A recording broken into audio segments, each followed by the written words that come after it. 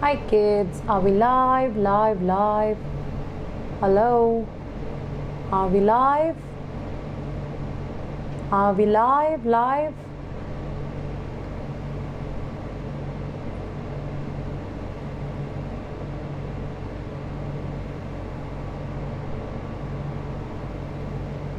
Hi students, am I audible and visible?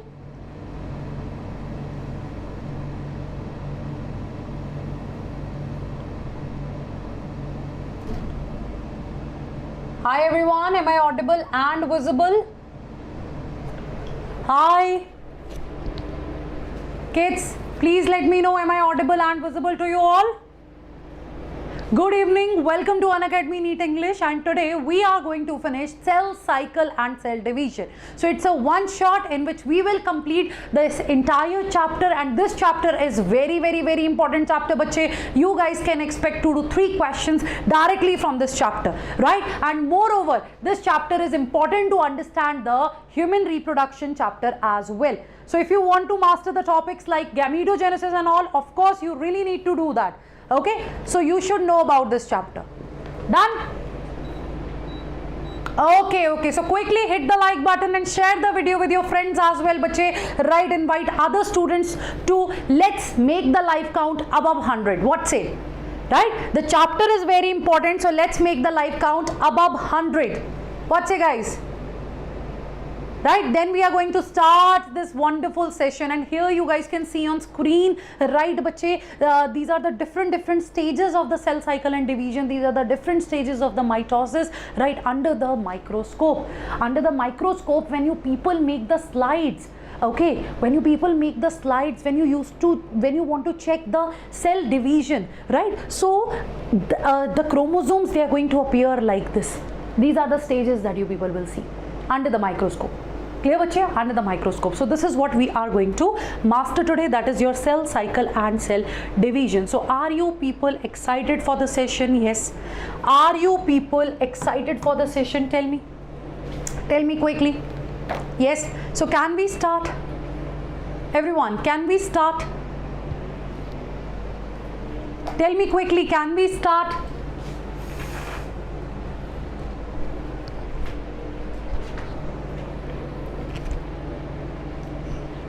Yes, I want to see the energy in the chat section. I want you people to revert, then only I am going to start today.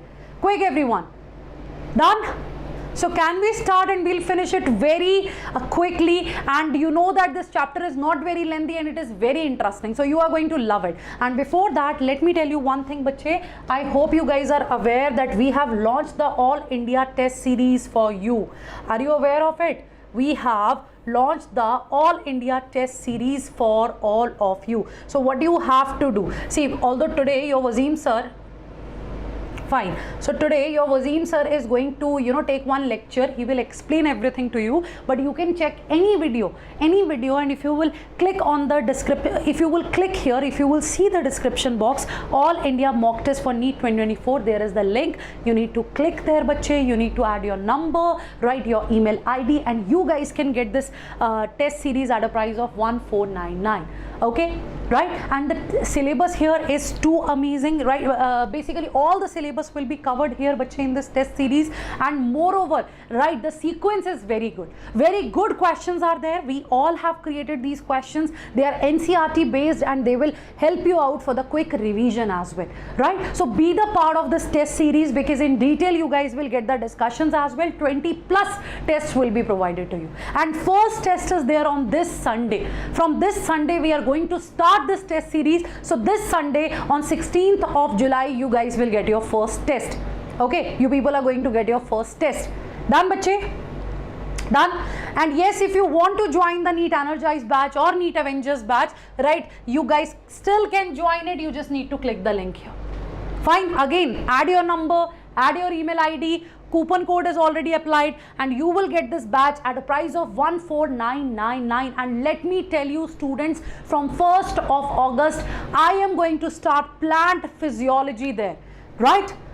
I am going to start plant physiology there. This is what we are planning in the month of August and September, right? We'll finish this physiology part. So physiology itself is very scoring. So if you are thinking to join our batch, please don't delay, right? Please don't delay. Already we have covered the cell unit, the diversity, right? We are basically discussing the animal kingdom in the sessions. So sessions are going very fine there, right? In a proper way, you know, students are getting their classes. Here also on YouTube also we are teaching you, but sometimes, you know, we get distracted, right? If you are highly motivated, okay, if you don't feel distracted, then yes, this Conquer batch, this Conquer series is for you, and you know that we are providing you the quality content, right? Right? So it's purely your choice, but yes, if you are interested in joining, right, if you are interested in joining the batch, you have to be quick. Clear, bache? Right? Don't delay then. Otherwise, obviously, your NEET preparation will be affected. So now let's start the batch. Let's start the class. Okay. So the very first question that I am going to ask you today is, why do a cell divide? The chapter name is cell cycle and cell division, but my question is why? Why division occurs? Why? Tell me, what do you know about it? Tell me. Guys, stay tuned. Just check the Wasim sir's class, right? Check the Wasim sir's class today at 9 p.m. He'll guide you about everything related to the mock test series. Now tell me, why division occur? Why? Quick. Why cell division takes place? What is the reason behind? Yes, what is the reason behind? Anyone in the class? And guys, just hit the like button, share the video link with your friends as well. For growth, okay, fine. This is the kind of application for the cell division. No, I'm asking why. Why cell is going to divide? Okay, fine. You know that cell division is important, because if we are getting an injury, obviously for healing, cell growth should be there. Cell growth will be there, right? So growth is the reason. Okay, I got your point. But my point is why? Why cell division is taking place? Why? How that cell will get to know that, okay, now I need to divide. It's the time when I need to divide. Do you have any idea? It's a very simple answer, students. There is a very simple answer. Why do a cell divide? There are two reasons. One is surface to volume ratio, right? One is what? One is surface to volume ratio. Second is your kern plasmic, or you can say that nucleocytoplasmic ratio. Right, you can say that your nucleocytoplasmic ratio. These are the two reasons, right? These are the two reasons, and I'll explain it to you, and you will get to know that why a cell divide. These are the two reasons, right? Now, what is the meaning of the surface to volume ratio? I think you all are well aware of it. Like whenever we talk about a cell, okay, whenever we talk about a cell, we used to say if it is small in size, they are active, isn't it? That small celled size are quite active. I hope you all know about it. Yes, bache. I hope you all know about it. When a size is small when a cell is small in size, right, it is very active. It is metabolically very fast. This is what we know, yes or no? This is what we know, yes or no? So kids, what is the reason behind? See, do you know about the meristematic cells? Meristematic cells, the actively dividing cells, isn't it? Actively dividing cells which are present in the case of plants, and these are the cells which are responsible for the uncontrolled growth of plants. And if you talk about these meristematic cells, even they are small sized. They have dense cytoplasm. Nucleus is, you know, comparatively large, right? So meristematic cells are quite active. They are small in size. What is the reason behind? Because bache, when a cell is small in size, then at that time its surface to volume ratio is more, right? Its surface to volume ratio is more. Okay, it is more, right? And when a cell grows, its surface to volume ratio decreases. So when in a cell there is a decrease in the surface to volume ratio, it triggers, it is a signal for the cell division, right? It is a signal for the cell division. Now you must be thinking that, ma'am, how does it matter? Simple it is. See, if the surface area will be more, very quickly the exchange will occur.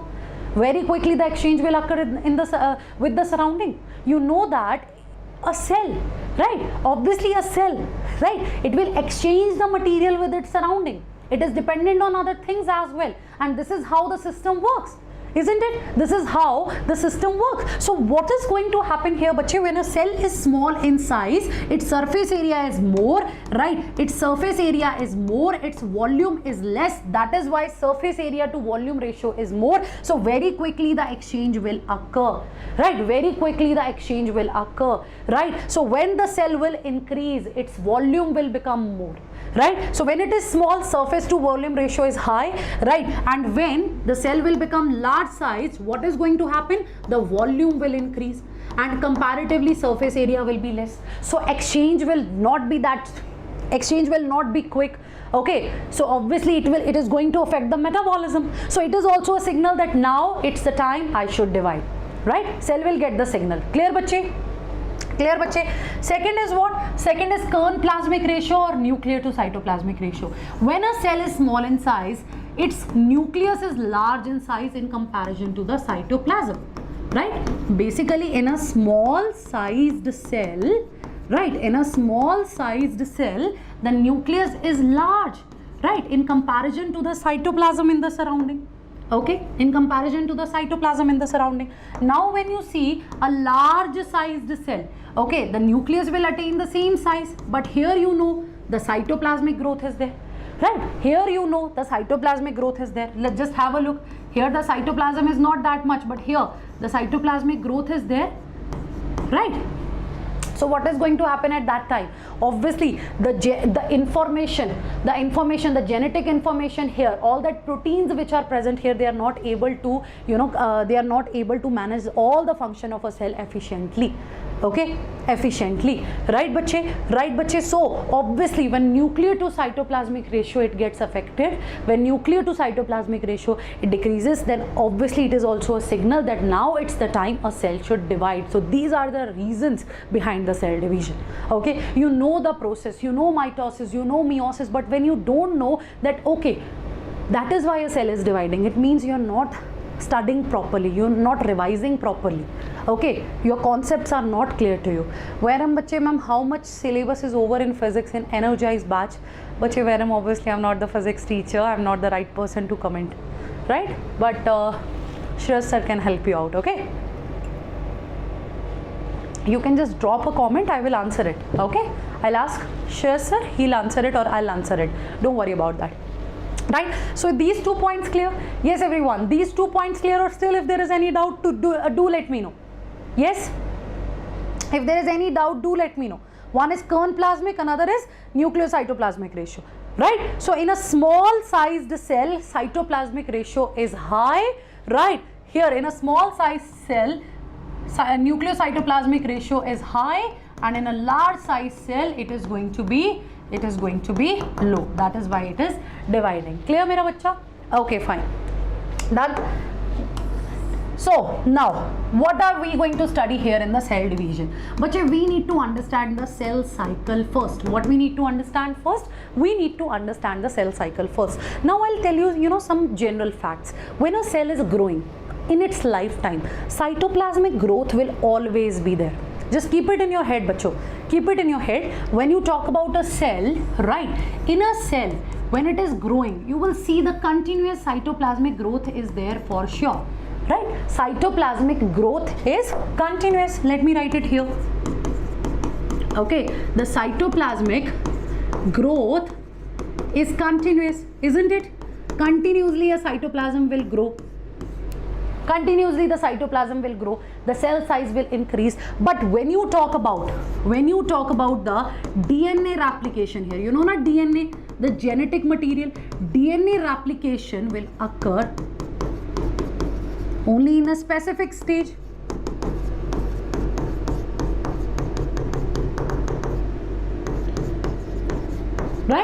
Right? This is how it works. This is how it works. So if we want to understand this process, we should know about the cell cycle. So cell cycle is basically a sequential event, right? In a proper sequence, there will be the cell growth, there will be the cytoplasmic growth, there will be the protein synthesis, RNA formation, ATP, and whatever is required for the growth. Everything will be there, and obviously one cycle of DNA replication will also occur. This is basically the cell cycle. Okay kids, so today in a very simple language, first of all I'm going to explain you the topic, and then we will read everything from the NCERT. We will understand, we will master the NCERT as well. Okay, but before that, try to understand the topic kids. Be sincere, be regular bache. You will not even realize, right? And you will see that, oh, now it's the April 2024. Trust me, sure Gopika, right? Clear bache? So this is what you need to keep in your head. So please be sincere, please be regular in the classes, attend the classes properly bache. We all are giving our best in these sessions, right? Try to make the notes with the classes, even open up your NCERT and mark all the important points there. And after the class, please practice the question, and as I said, be regular, be consistent. Okay, it is the consistency which is the key, nothing else. You need to be consistent, that's all. Okay, that's all, right? So we are talking about what? We are talking about the cell cycle, right? So as I said, it's a sequential event. Like in a proper sequence, things will go on. What is it? It's a sequential event of cell growth, basically cytoplasmic growth, of course.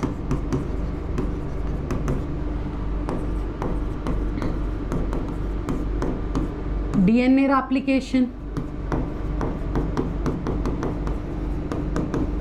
and of course cell division, right? And cell division. So this will take place in a cell cycle. Is that clear? This is going to occur in the cell cycle. Is that clear? Is that clear?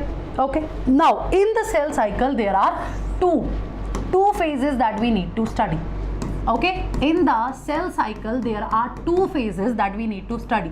One is bache interphase, and second one is your M phase. One is interphase and second one is your M phase. Okay, so when you talk about this interphase, it is also known as I phase. It is also known as energetic phase. Okay, it is also known as invisible phase. Fine, I phase, energetic phase, invisible phase, and we also call it as a preparatory phase. Okay, we also call it as a preparatory phase. Are you getting it? So I phase, interphase, preparatory phase, energetic phase, invisible phase, it's all same. We are talking about the interphase of the cell cycle. And when you talk about the M phase, bache, M phase is the phase of actual division.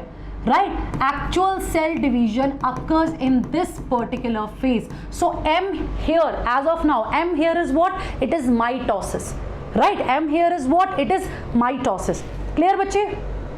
Clear bache? So these two things we are going to cover under this cell cycle topic. Now when you talk about the interphase, many times students used to ask me that why ma'am we call it as the invisible phase, right? Why do we call it as a resting phase? Do you know that it is even known as the resting phase, right? See, these two things are contradictory, isn't it? Isn't it, Harsha? These two things are contradictory. We are even calling it as the energetic phase, and we are even calling it as the resting phase. Why is it so? Why? So let me tell you students, you know that initially, right, the techniques were not so advanced, right? You know that we started from that simple microscope, right? Then compound microscope, then there is advancement in the microscopy, isn't it? So initially the techniques, they were not so smart. So scientists, when they observed the dividing cell under the microscope, or you can say that when they observed this cell cycle, when they observed this cell divisions, so they found that in interphase it is showing no movement at all, right? There is no noticeable change, right? There is no noticeable change. You will not see any chromosome movement or something. So they considered it as the resting phase. Ki basically a cell is in a resting stage, it is doing nothing. But actually it is not like that. Actually it is not like that. It is the phase where cell is giving its best, where cell is metabolically very active, where cell is growing, where DNA replication is occurring, where cell is preparing itself for the division. right? That is going to happen here in this interphase. Clear, bache? So actually a cell is preparing itself for this particular division. Are you getting it? Are you getting it? So now let me give you one example. I always give this example, right? I always give this example. You people can relate this particular interphase and M phase with your NEET preparation. Okay, you guys can relate it with your NEET preparation. When you talk about this NEET examination, you know that we spend 2 years for the preparation only, isn't it? Isn't it? Near about, right? Near about 2 years, you people invest your 2 years, minimum 2 years in the preparation only. And it's not fixed that you are going to spend only 2 years, right? Sometimes 3 years, sometimes 4 years, isn't it? Isn't it? 11th, 12th, then the drop year, 11th, 12th, and might be, you know, some students, they drop for the second time.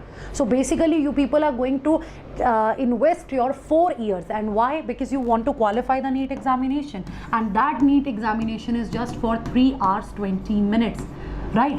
It is just for 3 hours 20 minutes. So you want to give your best in these 3 hours 20 minutes. That is why you invest your 3 years, your 4 years, isn't it?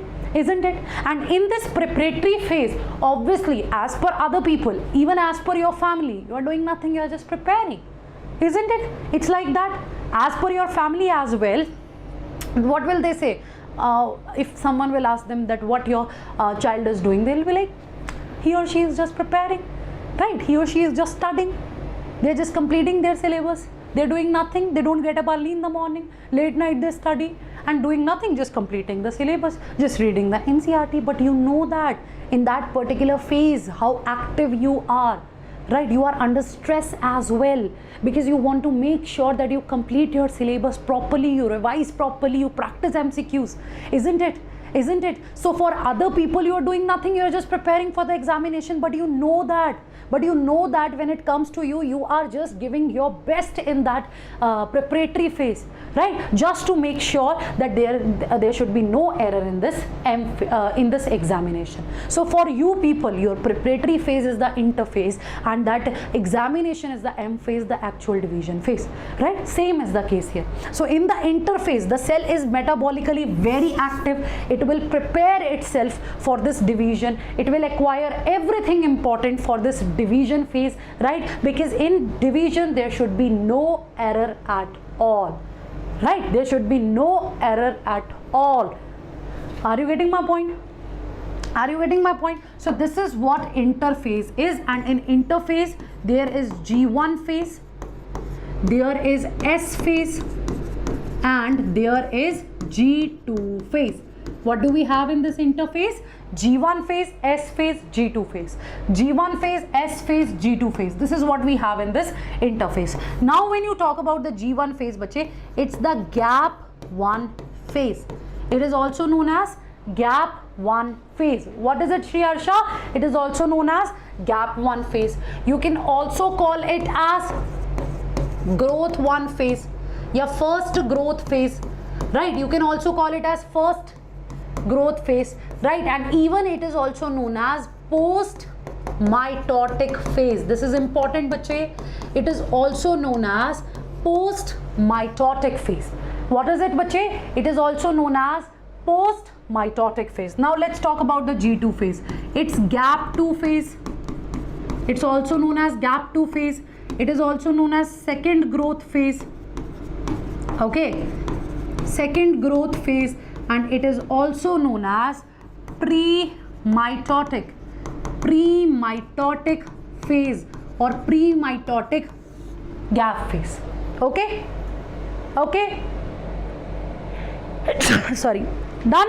And now when we talk about this S phase, so it's a phase of DNA replication.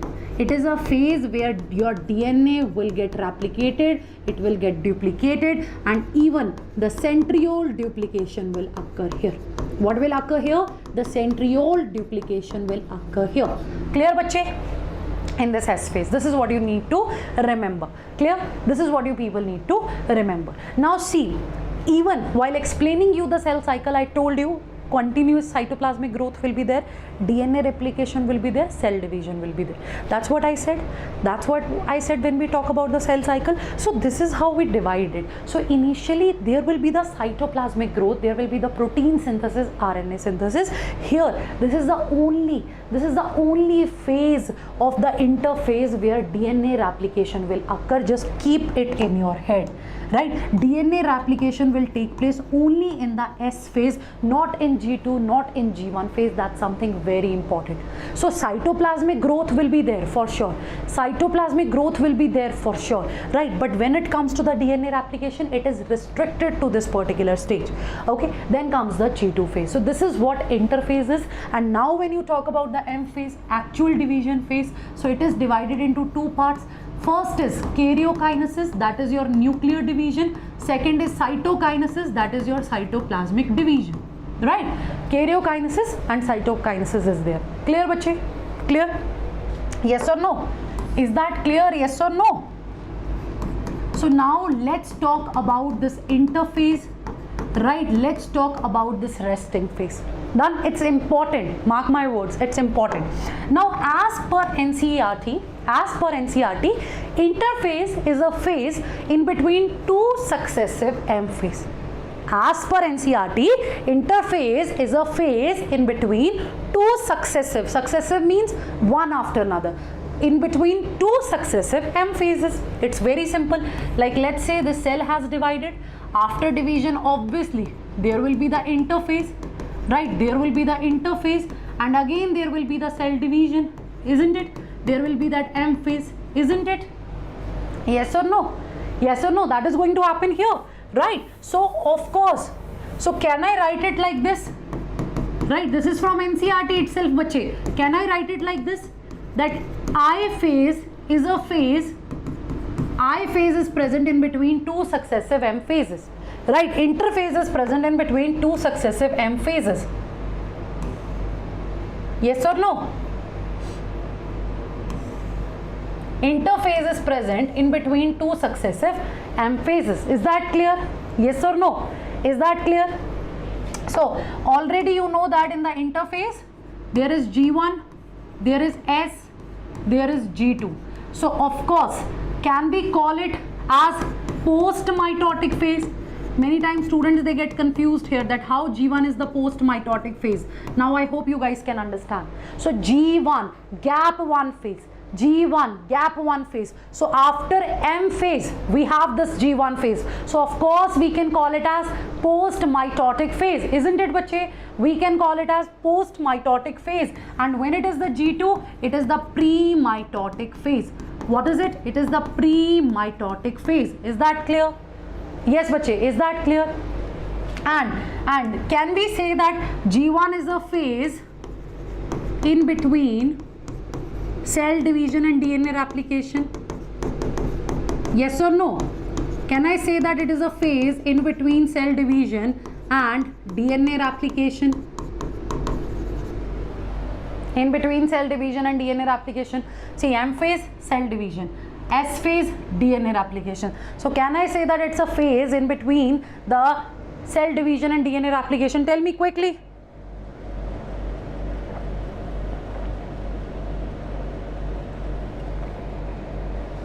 Yes or no?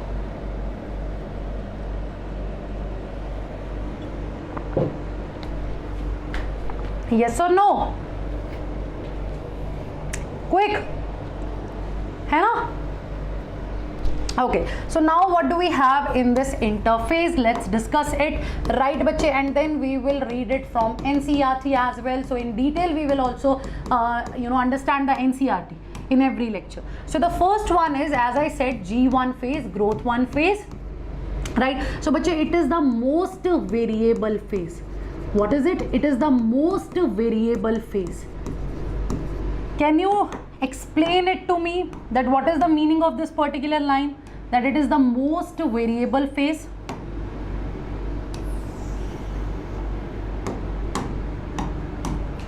Yes, can you explain? Anyone in the class? What is the meaning of this? That G1, I told you na, G1 phase is the most variable phase. What is the meaning of this particular line? Yes, What is the meaning of this particular line? That it is the most variable phase. Anyone? Bache, most variable phase means its duration can vary. Okay, its duration can vary. Its duration is not fixed. Okay, let's say if a cell is actively dividing, it is actively dividing. So the division needs to be very quick. Okay, so in that case, the G1 phase will be of short duration. G1 phase will be of short duration. Let's say now a cell division is taking time. So in that case, G1 phase can be of longer duration. So that is why we used to say when it comes to the G1 phase, it is the most variable phase. Okay, it is the most variable phase, and it is the longest phase of the interface. Right, it is the longest phase of the interface when you talk about what? G1 phase. Okay, G1 phase. So here bache, active protein synthesis and RNA synthesis is going on. What is happening here in this particular stage? Active protein synthesis and RNA synthesis is taking place. Done. Bache, cell organelles, they are duplicating their content. Cell organelles, they duplicate itself. Right? They will duplicate their content. Are you getting it? They will duplicate their content. Are you getting it? Yes. So it is the most variable phase, right? Active protein synthesis and RNA synthesis will occur. Of course, there is no DNA replication in this phase. Let me write it here. No DNA replication. Okay, there is no DNA replication. But as I said, active protein synthesis and RNA synthesis will occur. And cell organelles, they will duplicate itself. They will duplicate their content. Right, basically what that cell organelles will do, bache, they will duplicate their content. Is that clear? Is that clear? G1 phase. Is that clear? Yes, what? Yes, everyone. Tell me quickly. Done? Done. Yes or no? Yes or no?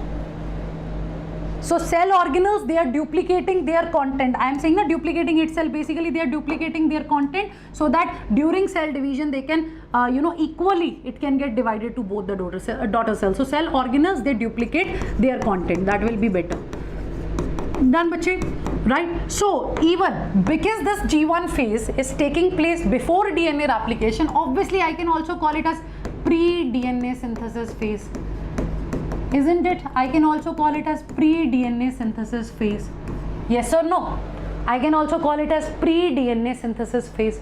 Isn't it? So active protein synthesis and RNA synthesis, organelles are going to duplicate its content. Now, which I'll tell you something very important. See, in all these phases, right? In all these phases, like let's say if it is the G1 phase, okay? If it is the G1 phase. So in G1 phase, a cell will prepare itself for this S phase.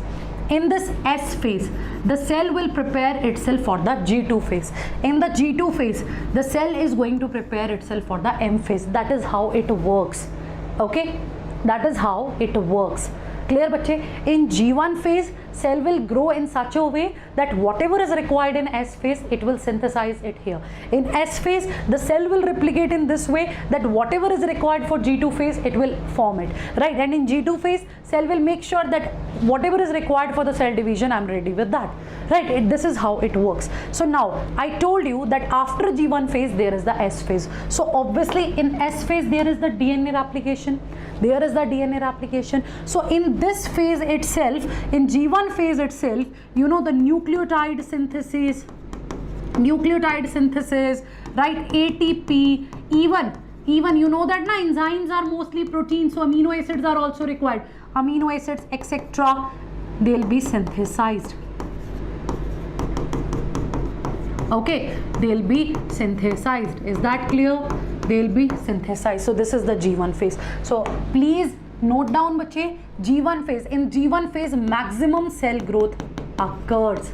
Okay, maximum cell growth occurs. Clear?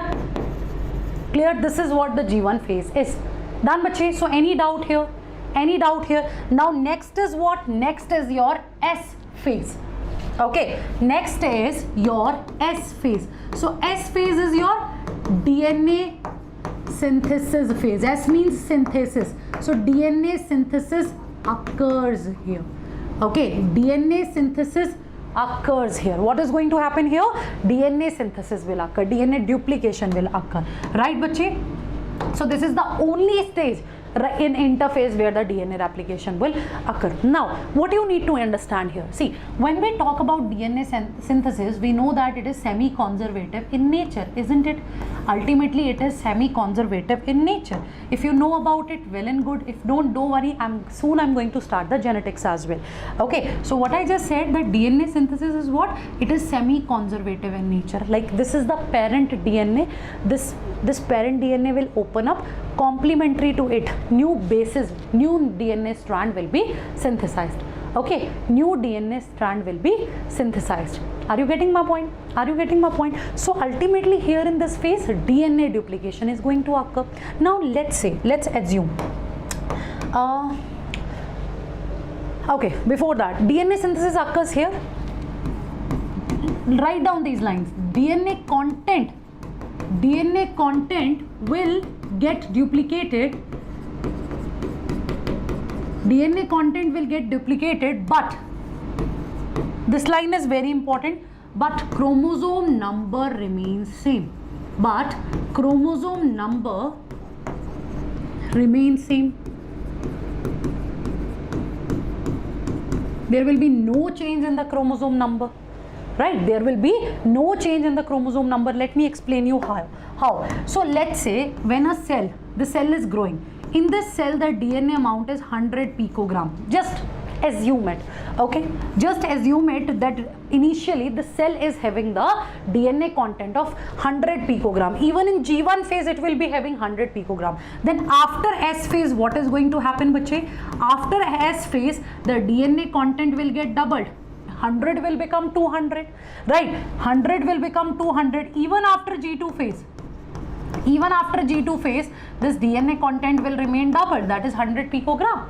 Right, 100 picogram. So this is what I'm saying, that initially, let's say the amount was 100. You can take any unit, 100 gram. Let's say 100 gram was there. So after S phase, it will become 200 gram. After G2 phase again, it is 200 gram. It is again 200 gram, right? So in the NCERT, it is written, and in general, this is what we use, right? Even in the NCERT, it is written like that, bache. And in general, this is what we use whenever you talk about the DNA content. This is how we denote it. Like in NCERT, it is written na 2C. DNA content initially, it was 2C. It was 2C. It will become 4C. It will get doubled na. So it will become 4C. 2C will become 4C. But number of chromosome will remain same. Number of chromosome will remain same. It is just the content which will get duplicated. Now what is the meaning of this? Let me explain you. Let's take one example. See, during interphase, keep it in your head. During interphase, when you see your cell under the microscope, you will see that your genetic content is tangled. It is not even condensed, right? Whenever you see the cell under the microscope during interphase, you will see that this genetic material, basically DNA, it is decondensed, it is not condensed, it is not thick, it is decondensed, it is tangled. Okay, it is tangled. That's a fact. I hope you all are aware of it, right? It is a fact basically. But now I need to explain you something. That is why in that example I will show you the condensed DNA, condensed chromosomes. Like when you see a cell under the microscope in interphase, you are not going to see the proper condensed chromosomes.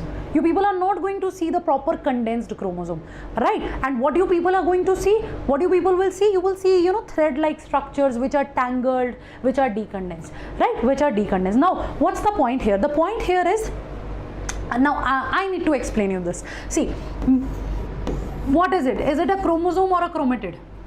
What is it? Is it a chromosome or a chromatid? Tell me everyone. Bache, please be active in the chat. Be active in the chat. Kindly explain it to me.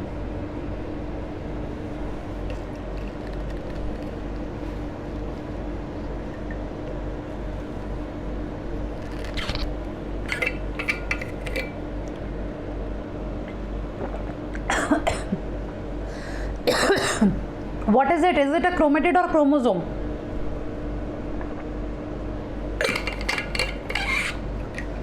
Everyone, answer it.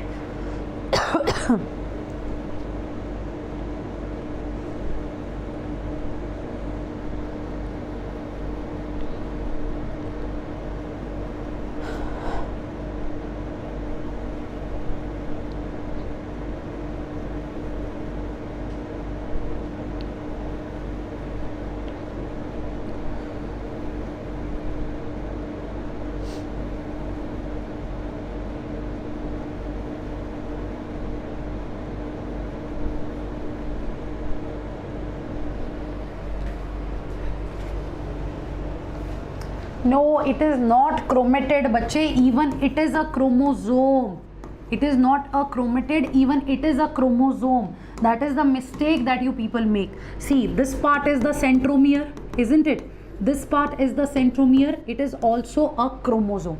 And when you talk about the chromosome, ultimately you know that chromosome is having the DNA. It is having that genetic material. It is having that DNA and the proteins. Yes or no? It is having that DNA and the proteins. See, this is the centromere, the primary construction. These are the arms basically. So you know that they are also made up of DNA. They are also made up of protein, isn't it? Yes or no? Guys, be very active in the chat. Now, it is a monad chromosome. What is the meaning of monad? Monad means single, right? It is having single arm. It doesn't have any other arm. It is single like this. And even when you talk about this structure, it is also a chromosome, bachcho. It is also a chromosome. Fine. And now in this case, it is a dyad chromosome. What is it? It's a dyad chromosome. And here you will see these two arms, right? They are the sister chromatids. What are they? They are the sister chromatids. So please do not consider it as a chromatid. It is also a chromosome. The chromosome with single arm, it is a monad chromosome, right? It is also a chromosome with two arms. It is a dyad chromosome. It is the chromosome of S phase. Let me explain you this. Just take one example where a cell is having 4 chromosomes, right? Just take one example where a cell is having 4 chromosomes. How many chromosomes are there? 4. How many chromosomes are there? 4. Now, after G1 phase, you know that there will be the S phase, of course. So after S phase, what I just said, the DNA content will get doubled, but the number of chromosome will remain same. DNA content will get doubled, but the number of chromosome will remain same. This is the meaning of this particular statement. 1, 2, 3 and 4. 1, 2, 3 and 4. Are you getting it? Are you getting it? Again, here also, just before the S phase, the chromosome number is 4 only. After the S phase, chromosome number is 4 only, but the DNA content get doubled. Here it was 2C. Right, here it was 2C, right, because chromosome was having the chromosomes are having single arm here, right? They just have single arm, but here this DNA material will get duplicated. It will be replicated. So here you people can see the DNA content will get doubled. Now it is 4C. Okay, it is 4C, but again the chromosome number is same. The chromosome number is same. Clear, bache? Clear, bache? So obviously even in G2 phase, you will see the same scenario, right? That cytoplasmic growth will be there, but again the chromosome number will remain same and the DNA content will be 4C itself, right? The DNA content will be 4C, right? And after G2 phase, what we have? What do we have after G2 phase? M phase, the phase of actual division. We have M phase, the phase of actual division. So one cell will divide into 2.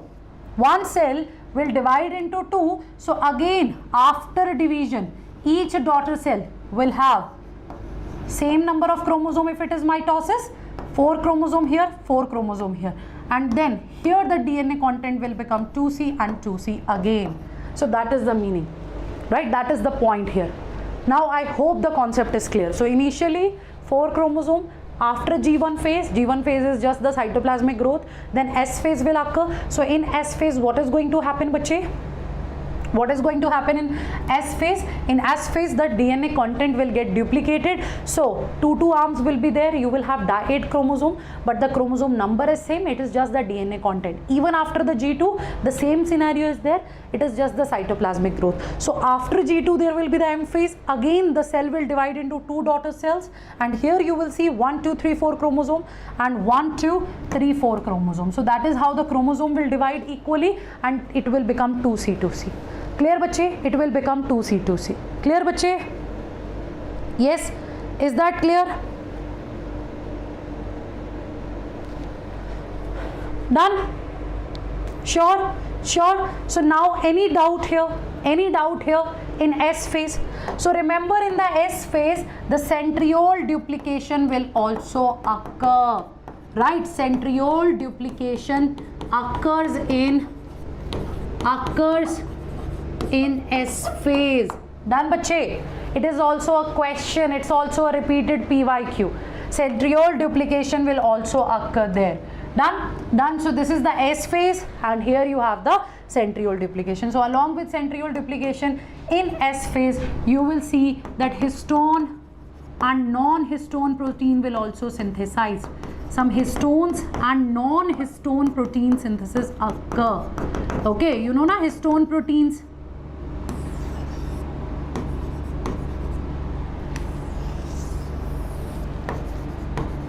Do you know na histone proteins? So these are the basic proteins, positively charged protein. Your DNA will coil over the histone proteins, and it will become, yes, compacted. Basically, for the packaging, histone and non-histone proteins are required, right? So that is why here the synthesis of histone and non-histone proteins will also occur. Clear bache? And yes, Srinithi, you are right. Centriole duplication will occur in S phase, but centriole is a non-membrane bound organelle present only in the animal cell, right? It's a non-membrane bound organelle. It is a non-membrane bound organelle present only in animal cells. So basically in plant cells it is absent. So obviously this particular process will take place in the animal cells only. Done bache? Done. So the next point is your G2 phase. Okay, next is what? Your G2 phase. G2, also known as pre-mitotic phase. Okay, it is also known as pre-mitotic phase, isn't it? Isn't it? Now here in the G2 phase, what will happen? Again the cytoplasmic growth occurs, right? Again the cytoplasmic growth occurs. Clear bache?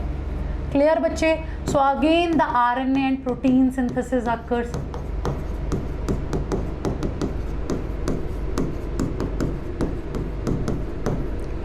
Done. Again RNA and protein synthesis occurs here.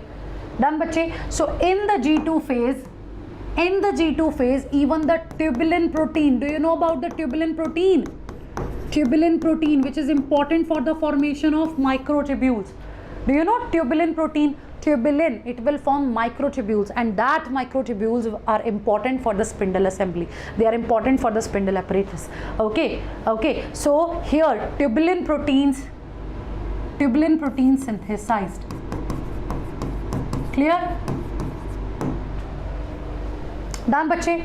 So this is the G2 phase, gap 2 phase, growth 2 phase, post DNA synthetic phase, pre-mitotic phase it is. So if there is any doubt, do let me know. Okay, do let me know. So here also cytoplasmic growth, RNA and protein synthesis will occur, tubulin will synthesize, and as I said, what is it? It is also the post DNA synthesis phase. Done bache? Any doubt? Sure? Sure. So this is about the interphase and about the phases of the interphase.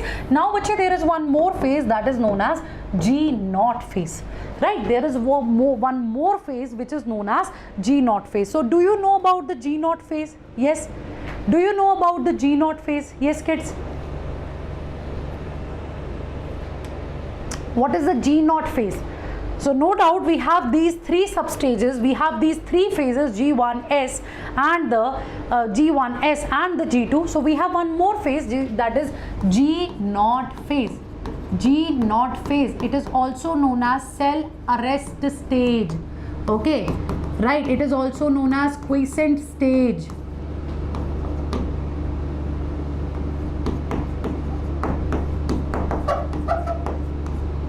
Right, cell arrest stage and the quiescent stage. What is it? It is also known as the cell arrest stage and the quiescent stage. That is your G0 phase. What is it, bache? It is your G0 phase, quiescent stage or cell arrest stage. Now what is going to occur in this phase? Do you know that? See, let's say this is the G1 phase, right? This is your S phase, this is your G2 phase, and here comes your M phase. So in M phase,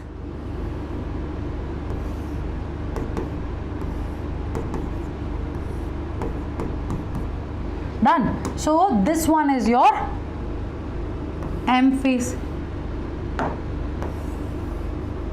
This one, what is it? It is your M phase. So here in this M phase, this part is what? This is your karyokinesis, that is nuclear division, where you have prophase, metaphase, anaphase and telophase. And here what do you have? Here you have the cytokinesis, that is cytoplasmic division is there, right? It is the cytokinesis, that is cytoplasmic division is there. Are you getting it? This is the karyokinesis, nuclear division, this is the cytokinesis. Now which is sometimes what happen, let's say a cell, not all the cells are actively dividing, right? Not all the cells are actively dividing. Sometimes what happens, a cell, it just divides in the embryonic stages and then it doesn't divide. Or sometimes, you know, at a particular time period they are not dividing, later on when required they will divide. Okay, they will divide. So at that time what that cell is going to do, right? That cell will leave the G0, that cell will leave the G0, that cell will enter in a G0 phase, which is a quiescent stage, which is a cell arrest stage, which is right, which is a quiescent stage, which is a cell arrest stage. Now in this G0 phase, what will happen in this G0 phase? In this G0 phase, cell is metabolically, it is also known as inactive stage. Okay, it is also known as inactive stage. So cell is metabolically active, cell is metabolically active, but it is not proliferating, right? Cell is metabolically active, but it is not proliferating, means it is not dividing. That is taking place in this particular phase, in G0 phase. I am repeating this point again, bache, right? Right. Gopika Shri, you really want to study or you just want to waste your time here? Tell me. If you are not interested in studying, please leave the class. Kindly leave the class. So cell is metabolically active, but it is not proliferating. See, many times the students, they confuse this. According to them, if it is a cell arrest stage, no doubt it is an inactive stage, right? At this point, the cell is not just dividing. Cell is not just dividing, but metabolically it is active. Metabolism is going on. Chemical reactions are still going on. Remember this point. Chemical reactions are going on. It's just that the cell is not dividing. But I have explained it so many times. Even in the chapter Living Word, we have discussed it. Isn't it, Sri Harsha? Even in the chapter Living Word, we have revised it that living condition and the metabolism, these two things are synonyms. If anything is if a cell is alive, right, it means metabolism is going on, it means the chemical reactions are going on there, right? Metabolism is going on, the chemical reactions are going on there. Just keep it in your head. Okay, so cell is not at all, cell is not at all, right, cell is not at all dividing, right, but metabolically it is very active. So when a cell leaves the cell cycle and enters in this G0 phase, we call it as quiescent stage, right? It can be permanent, it can be temporary, it can be permanent, it can be temporary. Permanent means that cell will not divide further, and temporary means for a particular time period that cell is not dividing, but later on the cell can divide. Okay, but later on the cell can divide. Like let's say we talk about the heart cells, they don't divide, right? In the nerve cell, they only divide in that embryonic stages. Clear? So they are in the G0 phase. So here in G1 phase, they will either get a go ahead signal after crossing a certain checkpoint, they will get a go ahead signal that now I have to enter in the S phase, right? Or they will leave the cell cycle and will enter in the G0 phase. So any doubt here, bache? Again, any doubt here? Yes? Tell me, any doubt here?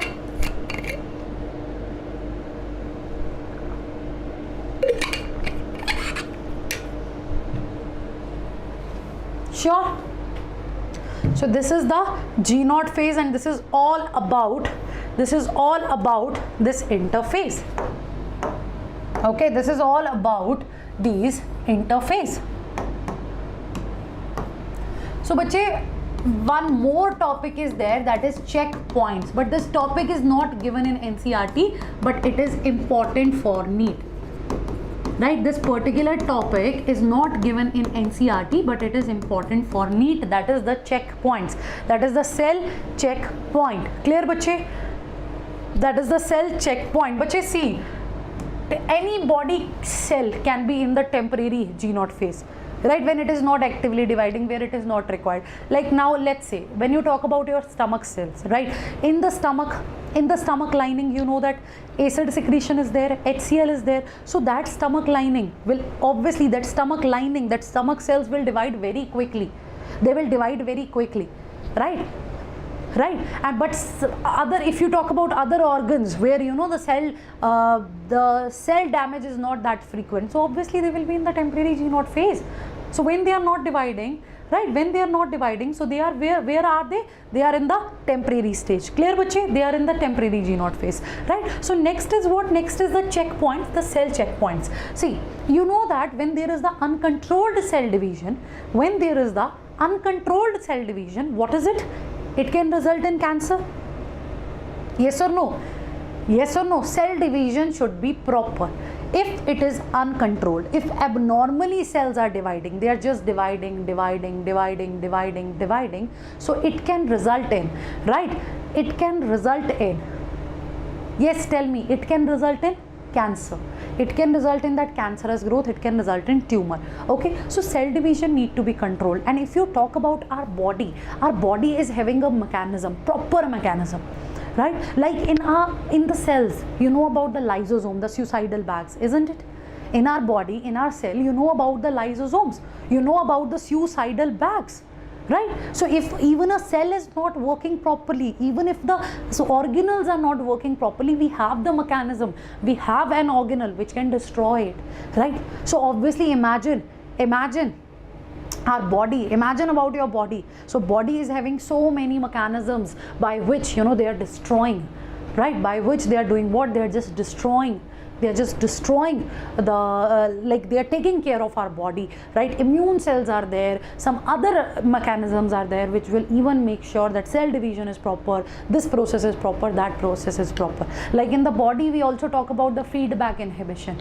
Different type of inhibitions are there. If a reaction is going on, they can even stop that reaction when not required, right? So that is how the proper conditions are maintained in our body, right? So when you talk about the cell division, so obviously here also we have the proper division, we have the proper cycle, right? We have the proper division, we have the proper cycle.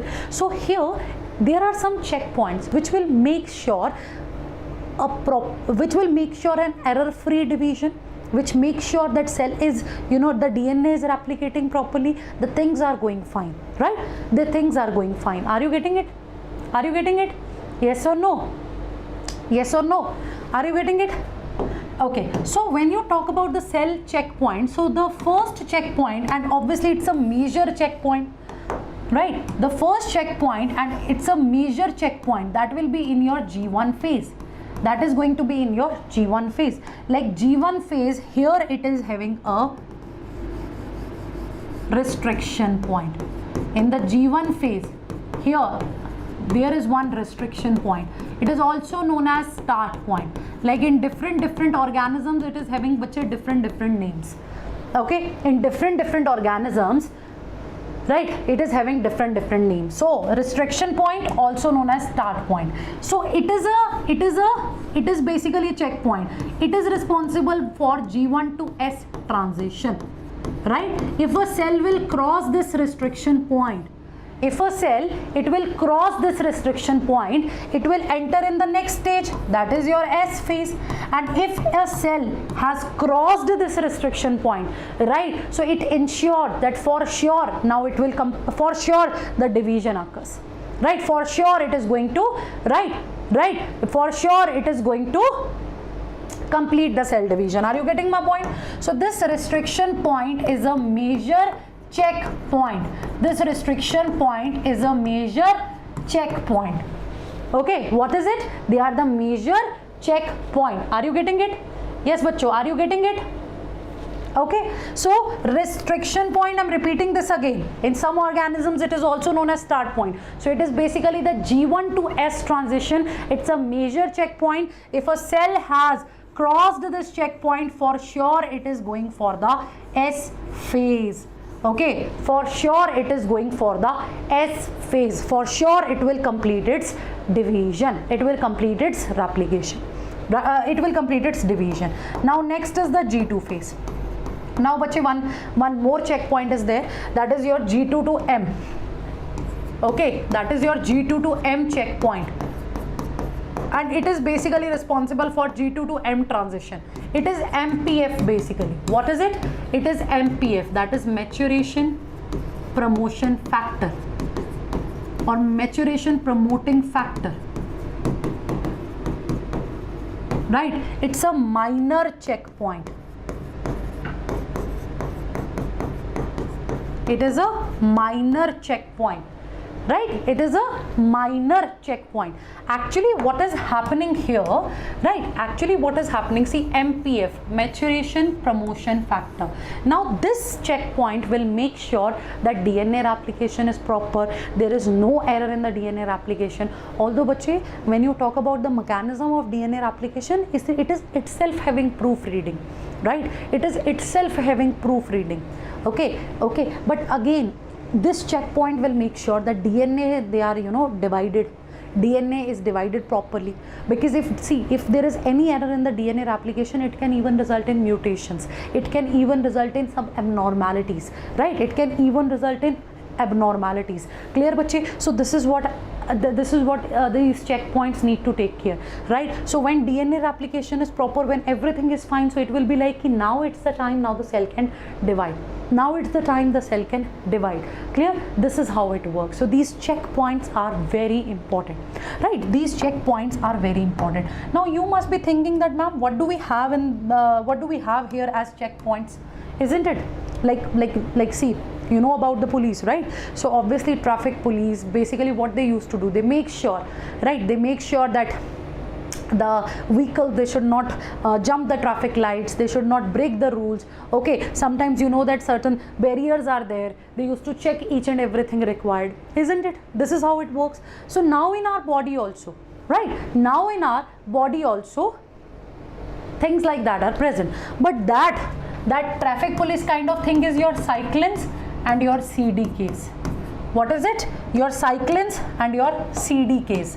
Cyclins and your CDKs. Cyclins, they are the proteins, right? They are the proteins. CDKs means they are cyclin dependent kinases.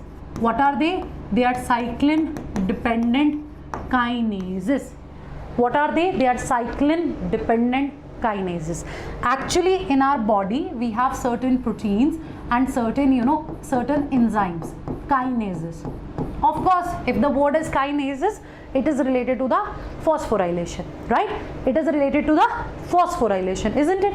So there is the, periodically the cyclins, they will get rupture, right?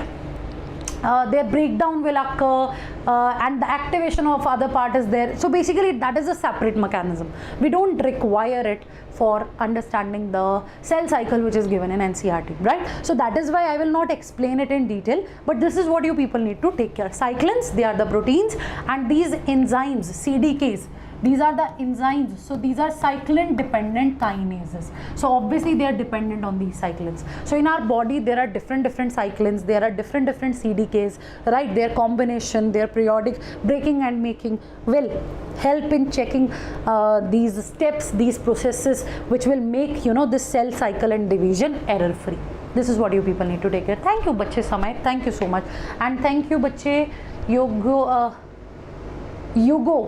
Yugo, thank you so much bache. Don't get distracted, just leave her or whosoever, he or she, just leave it, focus here, right? So these are the checkpoints, and again it is also important. Fine, it is also important. See, now just look at this, have a look. So see this G1 phase. Can you see this G1 phase? This is the restriction point. So once a cell will cross the restriction point, it makes sure now the cell division will occur. And here in this early G1 phase, it is mitogen dependent. I told you this thing, that if a cell will not get go ahead signal, if a cell will not get a go ahead signal that yes, you go and divide, it will leave the cell cycle and it will enter in G0 phase. It is going to leave the cell cycle and it will enter in G0 phase. That's what I told you, right? Just a minute bache. Okay, right? That's what I just said. है ना? So it will leave it. So it is mitogen dependent. What is the meaning of mitogen? Which will initiate, which mitogen, like see, it's very simple. Carcinogen, which causes cancer. Mitogen, which causes mitosis, which is basically promoting that division. Okay, okay, so growth factors are here, fine, which will help in help the cell to cross the restriction point, right, so that it can prepare for the DNA synthesis. So these type of processes will occur. So see, these cyclins will help, cyclin D, CDK4/6. So there is no need to remember them. Okay, now see, restriction point will be also crossed with the help of these cyclins, right? So see, G1 to S checkpoint done, G1 to S checkpoint clear. It is the major checkpoint. Fine, it's a major checkpoint. Now S phase, DNA synthesis will occur. So cyclin A and CDKs, I told you no, different cyclins and CDKs are there, so they will make sure the transitions, right? So in G2 phase, cell growth and preparation for mitosis will be there. Again these cyclins will help. So G2 to M checkpoint is there. It's a minor checkpoint. It's basically MPF, maturation promoting factor, that everything is fine. Now go ahead for the division. And this is the M phase, having karyokinesis and then cytokinesis. So karyokinesis means bache nuclear division. Karyon word is associated with nucleus, so it means nuclear division, and cytokinesis means cytoplasmic division, right? So here in this karyokinesis we have PMAT, prophase, metaphase, anaphase, telophase. Clear? And that's what we need to revise now. So if there is any doubt, please tell me bacho. I'll share the PDF in the Telegram group. I will share it in our official Telegram group, Unacademy NEET English, and you can join my personal Telegram group also, Love Biology by Ambika, right? I will share this PDF there. Okay, done. So see, M checkpoints formation, it will check, where is it? Yes, this checkpoint. Is the cell big enough? Are there enough energy and other reserves? Is the DNA damaged, right? And then here it will check all the chromosomes get replicated correctly. Is the DNA damaged? Then it will move ahead. That's how these checkpoints they work. Clear? Any doubt? Yes, bache, any doubt? Fine. See, I have added 3 different diagrams so that you can, you know, understand it in a better way. Done, bache? So as I said, it is the longest. G1 phase is the longest phase of interphase and it's most variable also. Right? It is the longest phase of the interphase and even it is the most variable phase. Its duration can change. It depends upon the need for that division. Clear? Clear? Done? Fine? Done, bache? So this diagram is good enough for the quick revision. Okay, this diagram is very good for the quick revision. Fine? So bache, in different organisms, in different organisms you will see you know, the different the duration of cell cycle is different. Okay, like if you talk about the humans, 24 hours. So basically in these 24 hours, right, in these 24 hours, what's the point here, right, what's the point here? Just focus. In 24 hours the cell will divide once. So basically what is the point here? So you know, this interphase, the resting stage, a cell spends more than 95% of its lifespan in interphase. Do you know that? A cell spend more than 95% of its lifespan in interphase, right, in interphase. Okay, so in the case of humans, in every 24 hours the division will occur, right? So you can say that near about 23 hours, for 23 hours the cell will be in interphase and the division will be there for 1 hour. Okay, the division will be there for 1 hour. Is that clear? Yes, bache. Is that clear?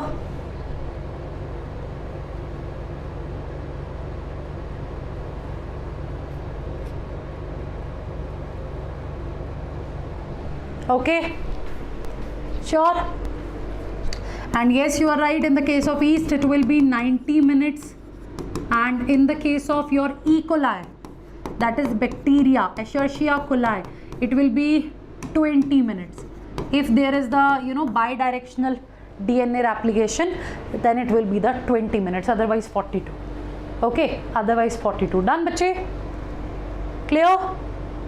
Yes, is that clear? So this is all about the interphase. This is all about the interphase. Now we will start the actual cell division, that is your M phase. So after mitosis, after completing mitosis, we will take a break of 10 to 15 minutes. Then we will start the meiosis. So today in one go, let's finish this chapter and do let me know in the comment section which chapter you want to start next.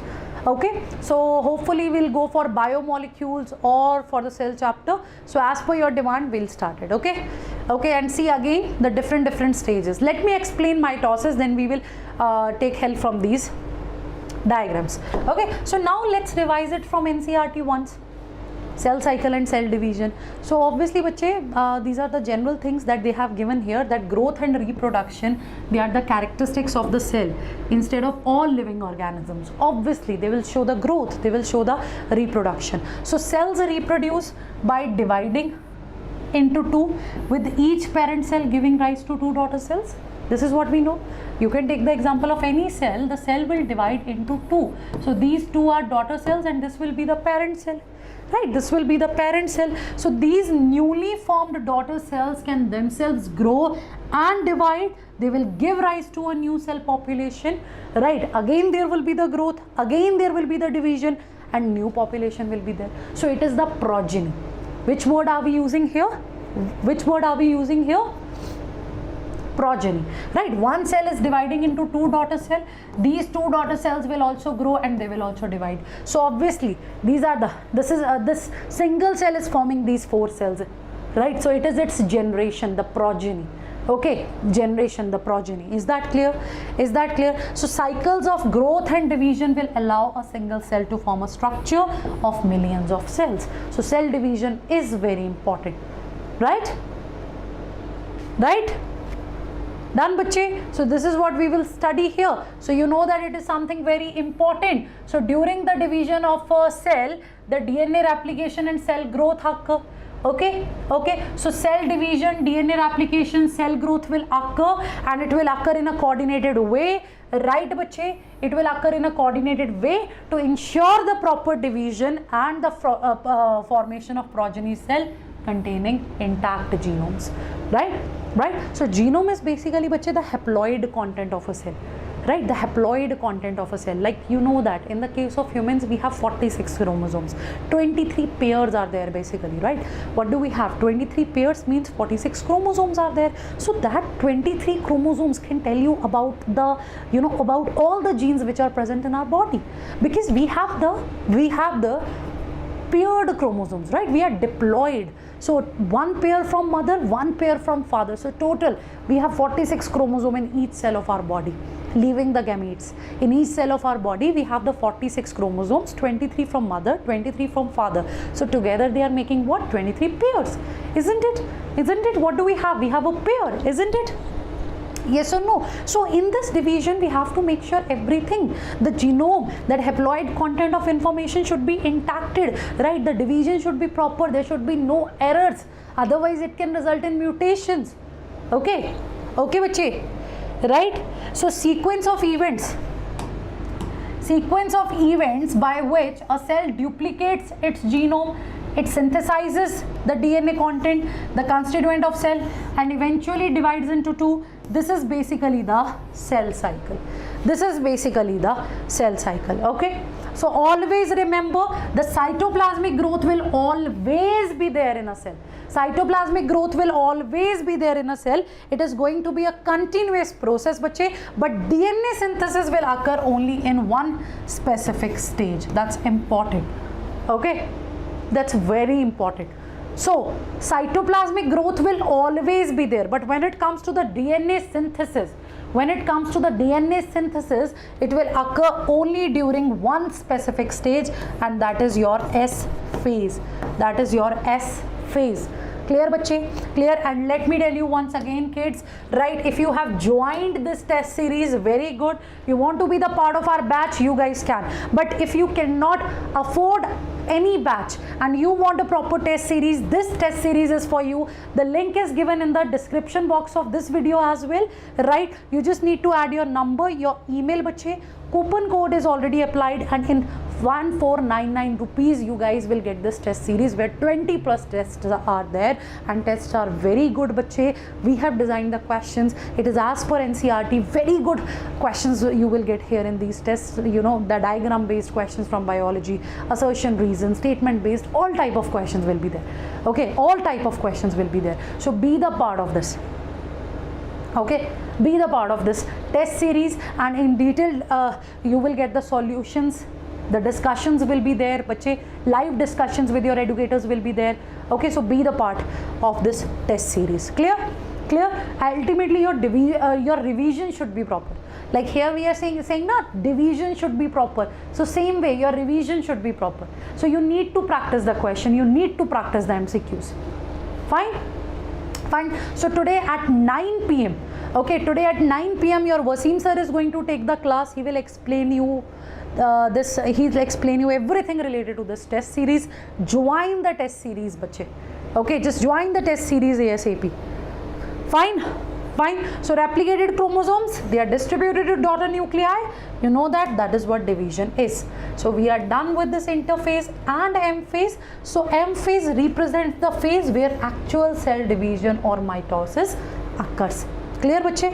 And see, interphase represents the phase between two successive M phases, right? Between two successive M phases. Important it is. So basically this chapter is very important. Okay. So it is significant to note that the 24-hour average duration of cell cycle of a human cell division proper lasts for only about an hour. The interphase lasts more than 95% of the duration of cell cycle. So even I have explained it. Clear bache? This interphase is also known as invisible phase. Okay, this interphase is known as invisible phase. So we are done with this G1, S and G2. So now even I have explained you this, that when it comes to the DNA content, it will be denoted as a 2C. right? It will get doubled, so we will denote it as 4C, but chromosome number will remain same. So bache, please highlight these points in your NCERT as well, right? Please highlight these points in your NCERT as well. Okay, fine. So now answer this question, everyone, and then we'll start the mitosis. Everyone just answer this question and then we will start the mitosis. Be quick. Many times you used to get question on the basis of this particular part, right? You should know about it. So quickly answer it. Quickly.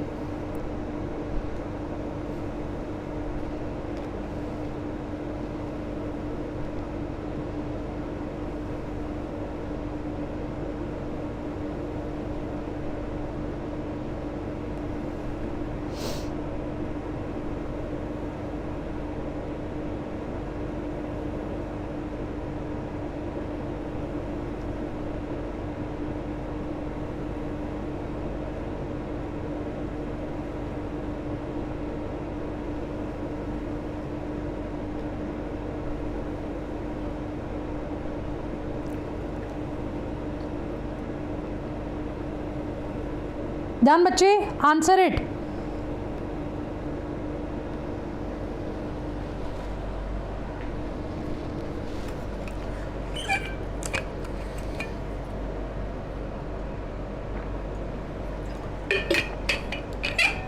Quick.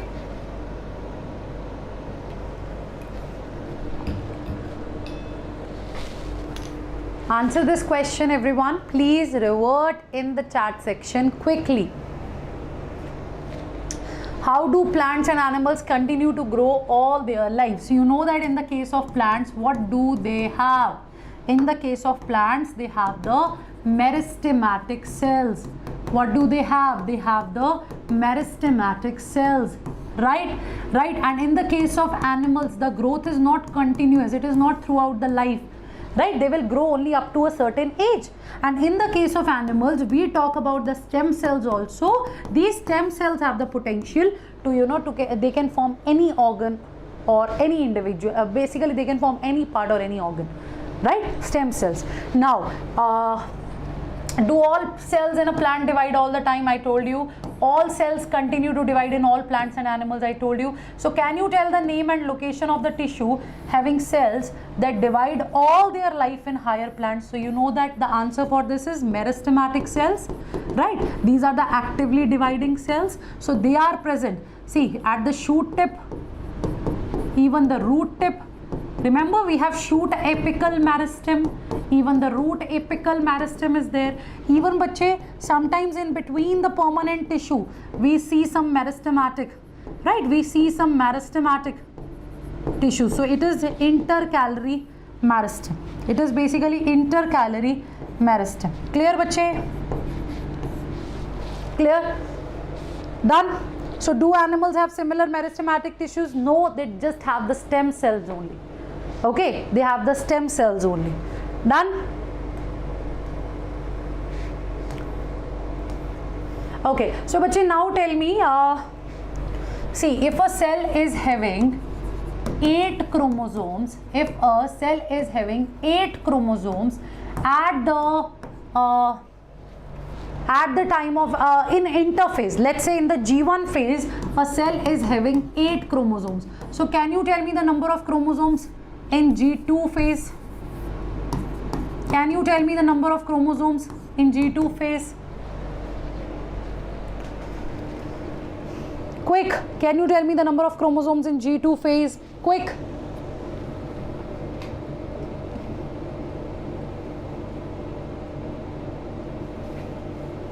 Very good, bache. The chromosome number will remain same. It will remain 8 only, because there is no change in the chromosome number. So now let's say in G1 phase the DNA content is 2C. So what will be the DNA content in S phase? What will be the DNA content in G2 phase?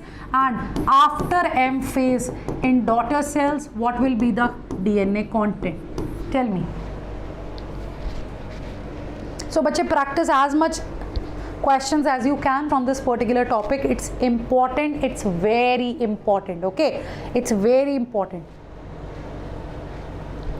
So obviously in the S phase we will have 4C, 4C. So after M phase in daughter cells, it will be 2C and 2C. Okay, it will be 2C and 2C. Done. So next is mitosis that we need to discuss. Okay, next is mitosis. Clear बच्चे?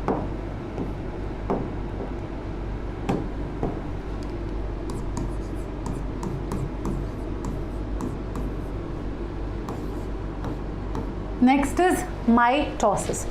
Okay. Okay. Before it, let me explain something. Simply understand about the cell division first. When we talk about the cell division, we are going to discuss mitosis and meiosis. Right? We will discuss mitosis and we are going to discuss meiosis. Okay, but when it is mitosis, it means equational division. What is the meaning of mitosis? Mitosis means equational division. What is the meaning of meiosis? It means reductional division. What is the meaning of this meiosis? It means reductional division. Are you getting it? One is mitosis, another is meiosis. One is mitosis, another is meiosis. Now, bache, what is the meaning of equational division? See, equational means equal. Okay, equational means equal, right? So what is going to happen here? Let's say there is a one parent cell. Parent cell is having 10 chromosomes, right? We have one parent cell is having 10 chromosomes. So after division in daughter cells also you will find the same number of chromosomes, right? After in daughter cells also you people will find the same number of chromosomes. This is mitosis, this is the equational division. What is it? It is mitosis, it is the equational division. So parent cell will divide into daughter cells, parent cell will divide into daughter cells, but that daughter cells will also have the same number of chromosomes like parent cell. This is the meaning of equational division. Okay, this is the meaning of equational division, that is mitosis. And when it is the meiosis, it is the reductional division. It is going to reduce the chromosome number to half. So ultimately here the chromosome number in daughter cell will remain same, right? Chromosome number in daughter cells remain same. Okay, it remain same. Fine. And here the chromosome number is reduced to half. This is the meaning of reductional division, right? It is reduced to half. This is the meaning of reductional division. So you have one parent cell. Okay, so here you will have 4 daughter cells. So meiosis actually occurs in bache 2 rounds. We will discuss it in detail, but as of now this is what you need to understand, that it is the reductional division, the chromosome number will become half. So in mitosis, what will you get? You will get 2 daughter cells. What will you get? You will get 2 daughter cells, but in meiosis you people will get 4 haploid daughter cells, right? You will get 4 haploid daughter cells. Clear bache? Clear? 4 haploid daughter cells will be there. Done? Then these are the 2 divisions. Now in our body bache, we have 2 types of cells. One is somatic cell, right? One is somatic cell and another one is germ cell. One is somatic cell and another one is germ cell. Are you getting it? One is somatic and the second one is what? It is the germ cell. Now what is the meaning of somatic cell and the germ cell? But our normal body cells are somatic cells, right? Our body, when you talk about our body normally, so obviously we all are living organism, we all are made up of cells. In our case we have organ system level of organization. What do we have in our case? We have organ system level of organization, isn't it? We have organ system level of organization, isn't it? So when you talk about our normal body cells, they are what? They are the somatic cells. Okay, so in these somatic cells you will only see mitosis, only equational division will be there. One cell will get divided into 2. One cell will get divided into 2. Are you getting it? One cell will get divided into 2. Now when you talk about the germ cells, they are the gamete forming cells. They are present in our gonads. They are going to form the gametes. Okay, so gametes are what? They are haploid cells, like sperm, ovum, right? Like sperm, ovum. So germ cells, they are the gamete forming cells, right? They are the haploid cells. Are you getting it? They are the haploid cells. So in the case of germ cells, when there is the proliferation only, what is the meaning of proliferation? Proliferation means division, right? Division. So when there is the proliferation, no doubt, then mitosis will occur. Mitosis will occur to increase the cell number. Okay, mitosis will occur to increase the number of that particular cells, like spermatogonium, oogonium, right? But when we need to form the gametes, then what is going to happen? The meiosis will occur.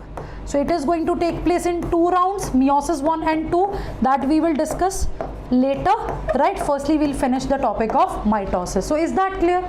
Is that clear? This is something very basic. So somatic cells, they always have what? They always have mitosis, and in the germ cells, what do we have, bacho? We have, these are the gamete forming cells. So for formation of gametes, obviously the meiosis is required, but when these germ cells, when they want to increase their number, only the mitosis will occur. Now, right, so in detail what we need to discuss? We need to discuss the mitosis. Bache, what we need to discuss in detail? We need to discuss the mitosis, which is the equational division.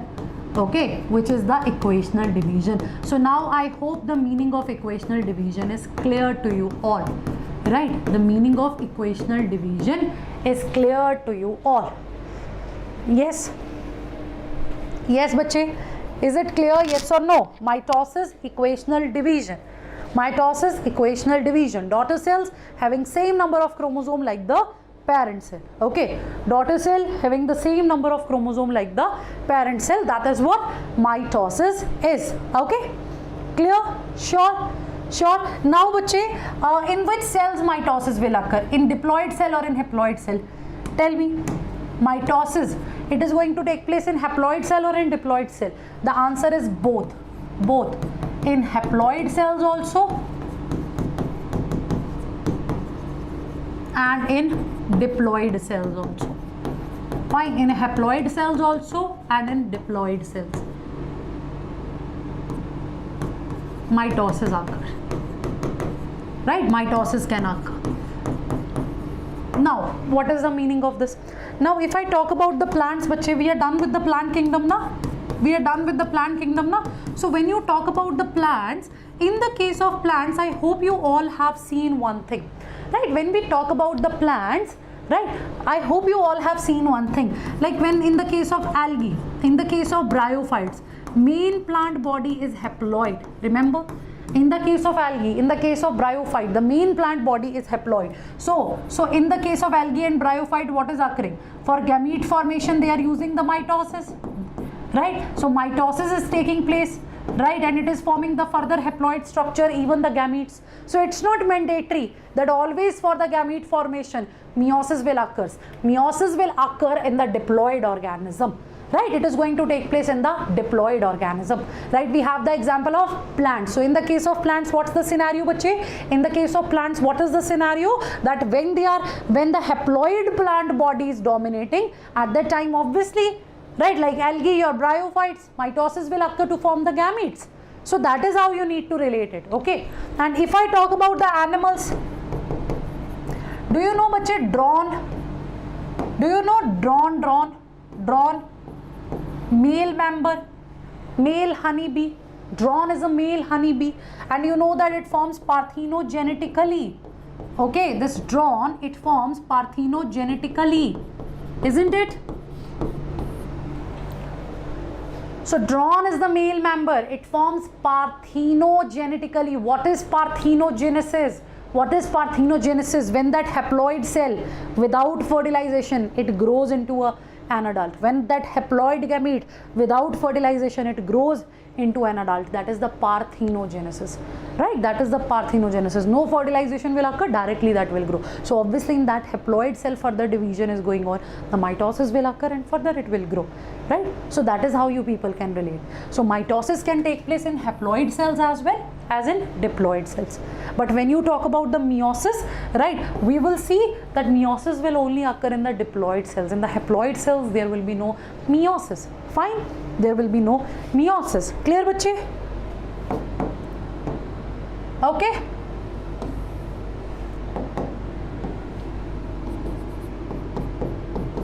So mitosis, which is the equational division. Mitosis, which is the equational division. So there are again two steps. You know about it, isn't it? One is your karyokinesis and second one is your cytokinesis. One is karyokinesis, second one is cytokinesis. So karyon, what is the meaning of this word karyon? Karyon means nucleus. Karyon means nucleus. So kinesis means division. Fine, kinesis means division. Right, so nucleus is going to divide, nuclear division will occur. Nucleus is going to divide, the nuclear division will occur. So that is what karyokinesis is. So in the karyokinesis, what you people will see, there are 4 stages and that is PMAT. There are 4 stages and that is PMAT. What will you see here? Right, you will see PMAT. So P stands for prophase, M stands for metaphase, A stands for anaphase, T stands for telophase. So what is the trick here? It's P, mat, prophase, metaphase, anaphase, telophase. Prophase, metaphase, anaphase, telophase. Right? It is prophase, metaphase, anaphase and the telophase. So it is karyon, nucleus, kinesis, division. So we have this PMAT, prophase, metaphase, anaphase and the telophase. This is the karyokinesis. These are the stages here in the nuclear division. So then what will occur? Then there will be the cytokinesis. Then what is going to happen? There will be the cytokinesis. So firstly, the nucleus will divide and that nucleus, right? The nucleus will divide and then cytoplasmic division will be there. Right, cytoplasmic division will be there and what will we get? Right, we will get 2 daughter cells. What are we going to get? We will get 2 daughter cells. So see, nucleus, firstly it will divide and then cytoplasm. So you will get what? You will get 2 daughter cells. Okay, you will get 2 daughter cells. Clear bache? Clear? Clear? And let me tell you one more thing here only, that let's say if there is a cell, okay, it is dividing. So after nuclear division, let's say after nuclear division, if there is no cytoplasmic division, after nuclear division, if there is no cytoplasmic division, let's say just nuclei, it is the nuclei which is dividing. Cytoplasm is not dividing, it is just the nuclei which is dividing. Right, so obviously it will result in the formation of a, right,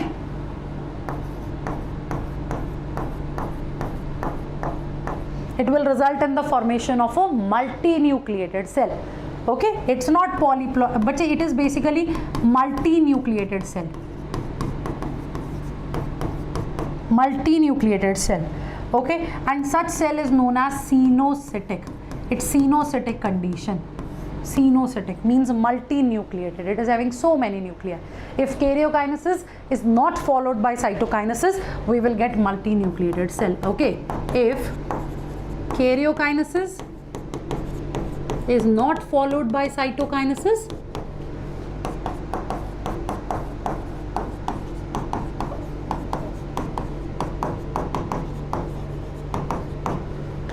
so we will get cenocytic condition, that is multinucleated condition. Clear bache? Like the coconut water, hai na? Coconut water, that endosperm, it's free nuclei endosperm. Okay, that's free nuclei endosperm. Done bache? So this is what you people need to remember. Okay, so now let's start these stages. Let's start with the prophase. Okay, let's start with the prophase. Ready? Yes. After it, bache, I'll give you a break for some time. Okay, and then again we will, okay, again we will start the meiosis. So in today's lecture, I told you, it's a one shot. So we are going to finish this chapter in today only. So what are we going to start? We will start the prophase. What will we start first? We will start the prophase. Okay, prophase. Can you see the structure under the microscope? Right? Bache, have you done it ever? slides, we used to take that onion root tip, because it is having actively dividing cells, so we can see that different stages under the microscope. It used to be an experiment in class 11th or in 12th. I hope you guys have performed it. If not, it's okay, fine, you guys can check any video on YouTube as well. So basically we can see such type of stages under the microscope, right? So see, if you look at these different stages, like if you will observe here, right, you will see some compact structure, some condensed structure, right? The chromosomes are arranged like this, but here you will see some, you know, thread like structures which are just tangled. Okay, they are just tangled, they are decondensed, they are not so condensed comparatively. Here in this cell you will see the condensed structure, but here you will see some decondensed thread like thick structures, isn't it? Can you compare it? So this is basically the prophase, the first stage of your nuclear division. So what is it? It is basically the prophase, the first stage. Okay, the first stage of the nuclear division. What is it? It is the prophase. So whenever you will talk about the prophase, the first stage of karyokinesis, we will always start, if it is even in meiosis also, even in mitosis, we are always going to start with the condensation of chromatin material. Like, no doubt, if you compare the prophase of mitosis and the prophase of meiosis, we will see many different things. Okay, we will observe many different phenomena, but one thing is common, and that is the condensation of the chromatin material. That is for sure. Okay, it will for sure occur. And what is it? That is the condensation of chromatin material. Condensation of chromatin. Okay. So water will release and there will be the condensation of chromatin. So condensation of chromatin means, I'll explain it right in detail also, but as of now I'm just giving you the overview. So let's say initially it was like this, because it's after S phase, so obviously the chromosome is going to be diade. So let's say initially it was like this, something like this, but slowly in prophase you will see that the condensation will start. The condensation of chromatin will occur. We'll see proper chromosomes there. In the interphase nucleus you will not see the chromosome like structure, but here in the prophase and clearly in the metaphase you will start observing it. Are you getting it?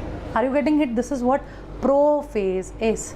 Clear, bache? This is what prophase is. Any doubt? Tell me, any doubt?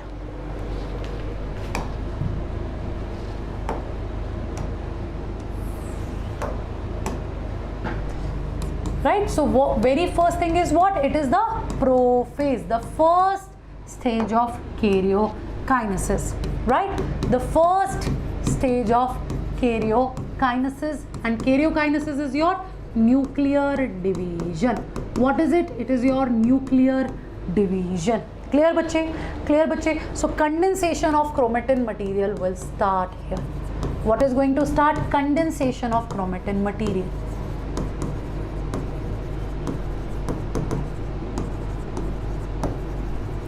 So nuclear membrane disappears.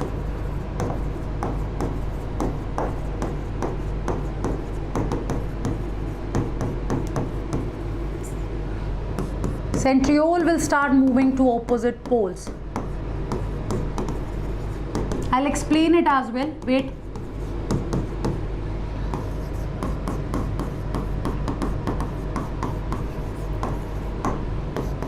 Endoplasmic reticulum, Golgi apparatus, nucleolus, it disappears. Okay, it is going to disappear.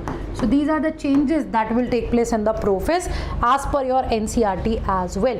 Okay, as per your NCERT as well. So initiation will be there by the condensation. How will it initiated? By the condensation of the chromosomal material or chromatin material. Right, bache? Centriole is already duplicated, which will start moving towards the opposite pole, and there will be the condensation of there will be the disappearance of this Golgi apparatus, endoplasmic reticulum, nucleolus. Your nuclear membrane will disappear at the end, and even the spindle apparatus, the assembly of spindle apparatus starts. Right? So now let me explain this. So basically that is the case. Okay, that is the case. Done? Yes or no?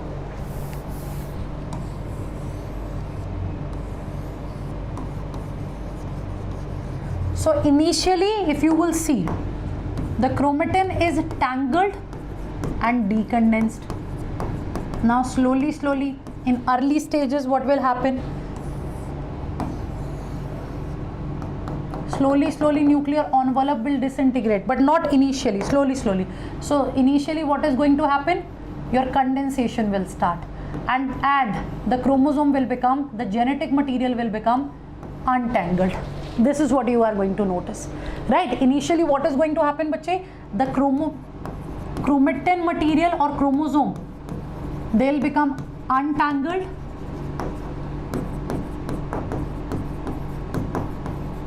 right? Condensation starts,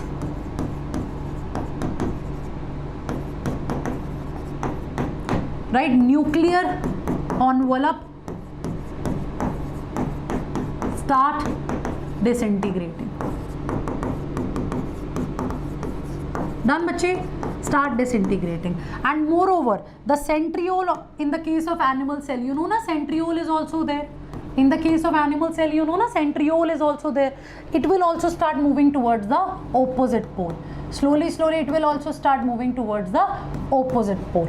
Clear, bache? Clear, bache?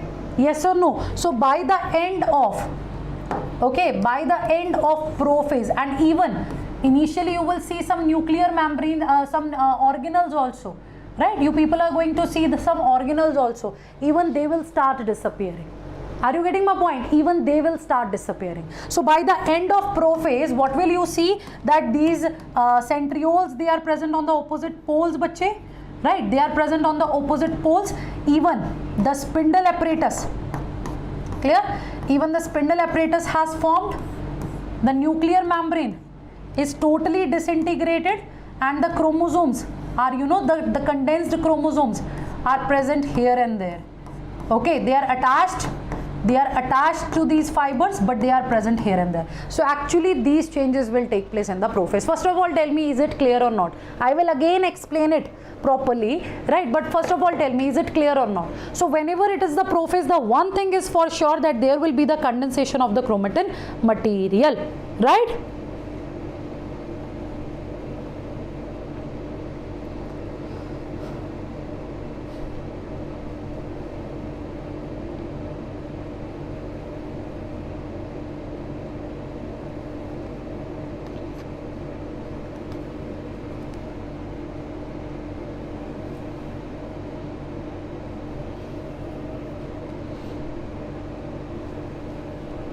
Sure.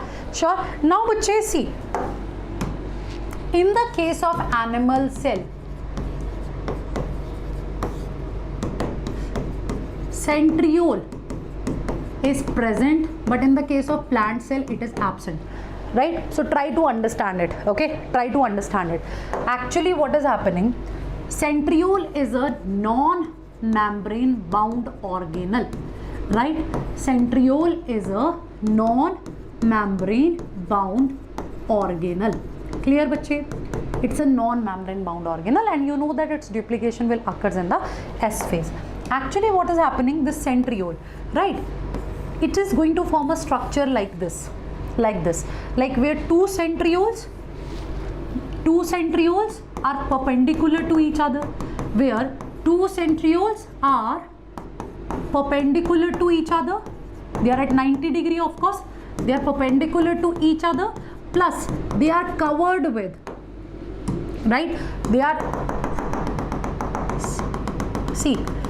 covered with pericentriolar material. It is amorphous pericentriolar material. What is it, bache? It's a amorphous pericentriolar material. This is what you need to understand. Listen to me very carefully, it is important. Two centrioles perpendicular to each other, covered with pericentriolar material. We call this structure as centrosome. What is it? It is centrosome. It is also known as cell center. It is also known as cell sphere. right? It is also known as diplosome. It is also known as diplosome. Can you see it? Can you see it? So it is the centrosome, it is the cell center, it is the cell sphere, it is the diplosome. Why diplosome? Because two centrioles are perpendicular to each other, and you will see this in the case of animal cell only. Okay, so during the prophase, this is what I just said, that these two centrioles, they will start moving towards the opposite pole. These two centrioles, they will start moving towards the opposite pole. Actually, bache, the pericentriolar material and surrounding, right? See, you know that for division we need the spindle apparatus. You know that for division we need the spindle apparatus, isn't it? Isn't it? For division we need the spindle apparatus. That spindle apparatus is made up of microtubules.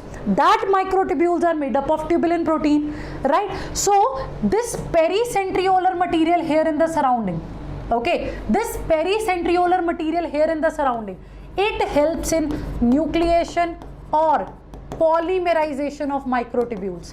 Actually, it helps in nucleation of that tubulin. It is this pericentriolar material with the help of tubulin protein. It will form that microtubules and it will arrange them like this. Okay, it is going to arrange them. Are you getting it? So for the nucleation, for the polymerization of these microtubules, the pericentriolar material is very important. The pericentriolar material is very important, and these centrioles, they will just keep it at a proper position. Okay, I'm repeating this point again. I'm saying we have two centrioles covered by pericentriolar material. Together this structure is known as centrosome, cell center and cell sphere. That's what I said. Now this pericentriolar material which is covering the centriole, it is important for the nucleation, for the polymerization of the microtubules, right? It is important for the polymerization of the microtubules. These centrioles, they will just keep the spindle apparatus at a proper position, but actually the formation is because of this pericentriolar material. This is what you need to remember. Okay, now what is happening? How these two centrioles will move apart? Because from these centrioles, right, they will form, you know, some rays. They will also form some, you know, some rays like this. They will start forming some fibers, and you know, even that fibers will push these centrioles towards the opposite pole. Even these fibers will push that centrioles towards the opposite pole. So slowly what will happen? These two centrioles, they are centrosomes, they will move to the opposite poles. They will move to the opposite poles. What is going to happen, bache? They will move towards the opposite poles. Are you getting it?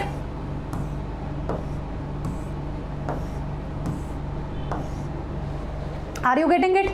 Are you getting it? Now here, because of centrioles, you will see these star-like fibers. Can you see the star-like fibers? These rays, they are, bache, astral rays. They are astral rays. They are astral rays, and together this structure is ester. Okay, this structure is ester. So what is the meaning of ester? Ester means star. Ester means star. It is looking like a star now. These rays present here, they are the astral rays. Ultimately, they are also made up of microtubules. So this collectively, the structure is ester. Ester means star. Ester means star. It looks like a star. So basically here, these fibers will form, right? These astral rays, this centrosome, these chromosomal fibers, some polar fibers like this. This is what we have here. So together this structure is basically the spindle apparatus.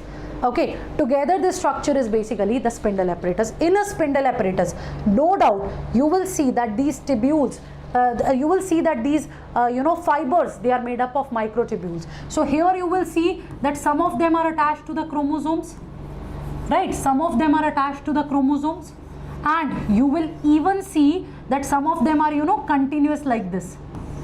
Continuous like this. Even some, you will see that some fibers here, they are also, incomplete.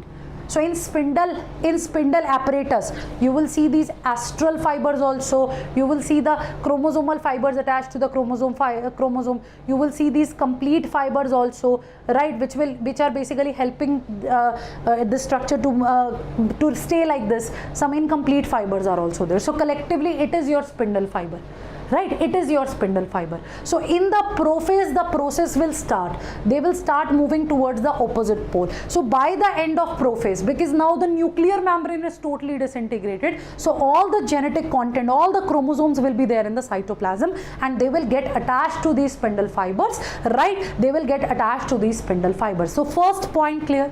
First point clear? Yes or no? First point clear? Yes or no? Quickly, quickly. So tell me, bache, is it clear or not? If there is any doubt, please ask. Okay, so you will see such case in the animal cell. Why? Because animal cell is having the centriole. So in the case of animal cell, your mitosis is also known as amphiastral, because in the animal cell you will see these aster, right? You will see these astral fibers. You will see this aster, you will see this astral fibers. So you also call it as amphiastral mitosis, right? Amphiastral mitosis. And in the case of plant cell, because there is no centriole, right? Because there is no centriole, so it is without ester, so we can call it as an astral. We call it as an astral. Are you getting my point? We call it as an astral. So here centriole present, here centriole present, and here there is no centriole. So it is amphiastral, it is anastral. It is amphiastral, it is anastral. Okay? Okay?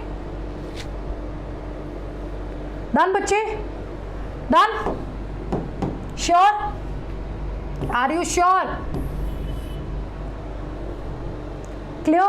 So now many times students, they used to ask, but ma'am, now in the animal cell there is centriole, in the plant cell there is no centriole, so how the spindle fiber will form? Spindle fiber, spindle apparatus will form. But in the plant cell also you will get the spindle apparatus, but that spindle apparatus is not properly placed, right? It is not properly placed, because see, in the plant cell, no doubt we don't have the centriole, but that pericentriolar material will be there, isn't it?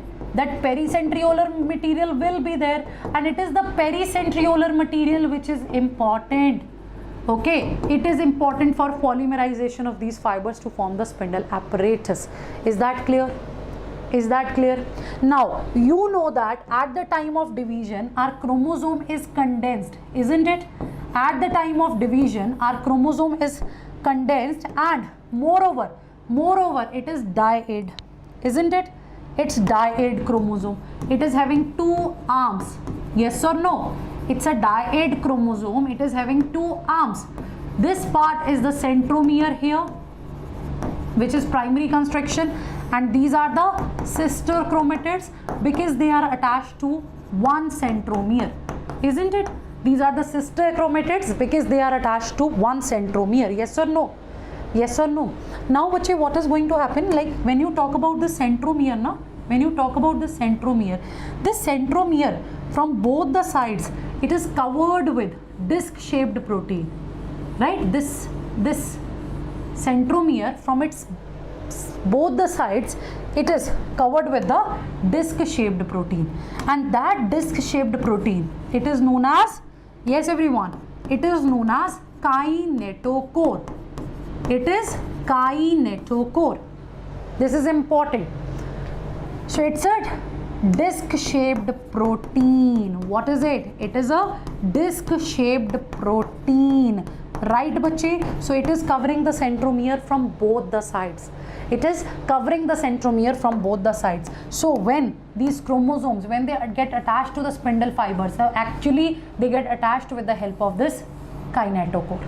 So always remember, spindle fibers cannot directly attach to centromere. They will always attach to this disc shaped protein which is known as kinetochore. Okay, they will always attach to this disc shaped protein which is known as kinetochore. This is how they are present. Is that clear? This is how they are present. Clear bache? Clear bache? Yes or no? Yes or no? Be quick. Right? So in prophase, as I said, there will be the early prophase, there will be the late prophase. Okay, there will be the early prophase, there will be the late prophase, and then comes the metaphase. So see the diagrams here, right? See the diagrams here. So bache, you need to check the diagrams from NCERT. Let me check. Even I have added it. Okay, I'll I'll show it to you later, but do check the diagrams from NCERT. Clear bachche? Do check the diagrams from NCERT. So prophase, and then there will be one more diagram which is showing transition to metaphase. Okay, so prophase, then metaphase is there. Prophase, then metaphase is there. Clear bachche?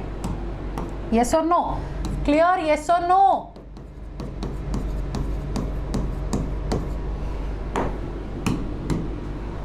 Prophase, and then what do we have, Harsha? Metaphase is there. So you will see in the NCERT there is one diagram, you know, where chromosomes are also present, but it is something like this. Like they are not properly placed, they are not properly in a line, but they are like this, and they have mentioned it as transition to metaphase. Have you seen it, bache? Transition to metaphase. There is one diagram in NCERT. Transition to metaphase. So obviously after prophase, because these chromosomes are in the cytoplasm, obviously they will get attached to the spindle fiber. And how will they get attached?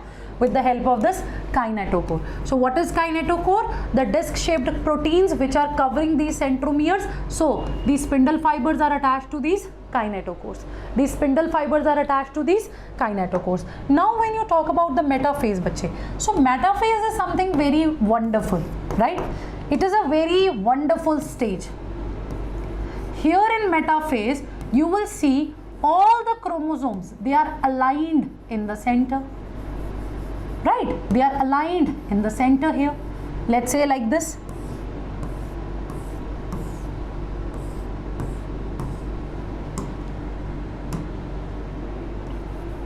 Like this.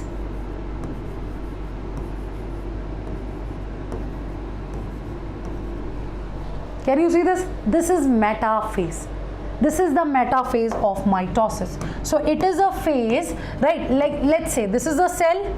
This is the center of a cell, right? Let's say this is one imaginary line. We used to call it as equator, right? We used to call it as equator. So during cell division, right, all the chromosomes, they will align themselves, right? They will align themselves here on this equator. They are going to align themselves here on this equator, and we call this plate-like structure, right? We call this plate-like structure as metaphasic plate. What is it? Metaphasic plate, right? What is it? It is metaphasic plate. Are you getting it? It is metaphasic plate. So all the chromosomes, they will align themselves on this equator. Okay? So in the metaphase, what will happen? Chromosome align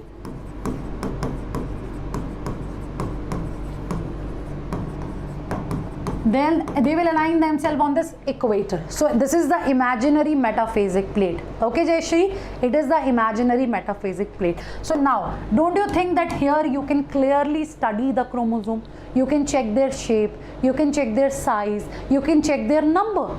So don't you think that this stage is perfect to study the chromosome, right? This stage is perfect to study the chromosome, yes or no? Tell me quickly, yes or no?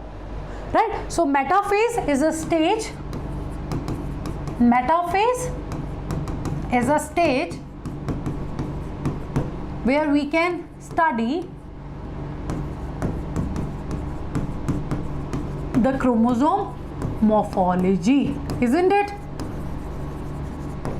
We can study the chromosome morphology, right? So basically we can study its shape, its size, even the number of chromosomes we can study, isn't it, bache? Number of chromosomes we can study. This is what metaphase is. So ultimately, right, even if you are talking about the meiosis, even if you are talking about the mitosis, ultimately in metaphase, that is how the chromosomes are going to align themselves. So it is for sure that in prophase there will be the, in prophase there will be the condensation of genetic material. In metaphase there will be the alignment of chromosomes on this equator, at this equator, basically on this metaphasic plate, right? It is for sure. There will be few changes that we are going to discuss, but ultimately that is the process. Okay, ultimately that is the process. Clear, bache? This is what metaphase is. Done? Yes? This is what metaphase is. Like see, Now tell me, can you tell me the stage where you can write the stage where you can see, yes ma'am, this is the metaphase. Give it a try. Give it a try. According to you, which one is the metaphase here? According to you, which one is the metaphase here?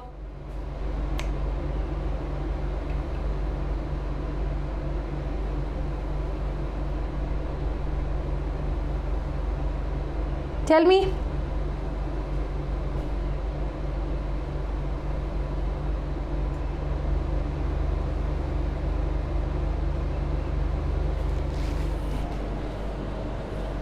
Jay, are you sure? Are you sure?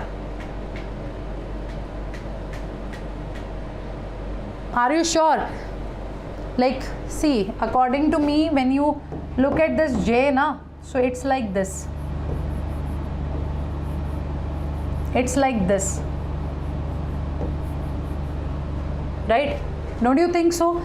Like, see, initially this is the pro phase, where they are, you know, getting condensed, and slowly if you will see, even the spindle apparatus will form, right? See, they are trying, the chromosomes, they are, you know, coming in the center here. Can you see this? Here they are coming in the center. Here also, you know, they are in center. This is that metaphasic plate. They are in center, somewhere here in center. Okay, and here they are basically to the they are moved to the opposite pole. So here you can say that the anaphase has started, and here it is the telophase, and slowly if you will see, if you will observe, again the decondensation will occur, the nuclear envelope will form, and the cytokinesis is occurring. So look at it very carefully, bache. Just look at it very carefully. Okay, wait, I'll show you another diagram. This one. So here you guys can see clearly this is the metaphase, isn't it? It is the metaphase. Yes or no? It is the metaphase, and here also you'll see all the chromosomes, they are in the center. Basically they are in the center, right? So that is how they are going to arrange themselves. Fine. That is how they are going to arrange themselves.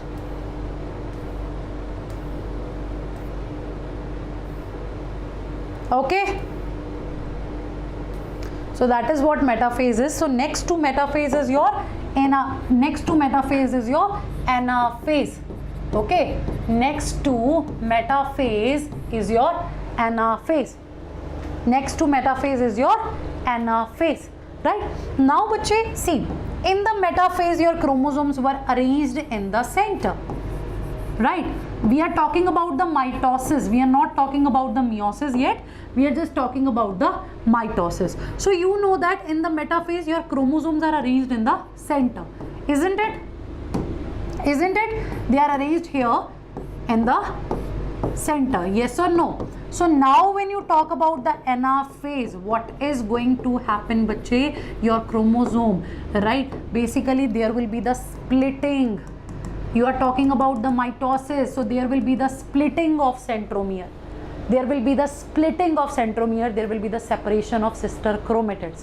Okay, there will be the splitting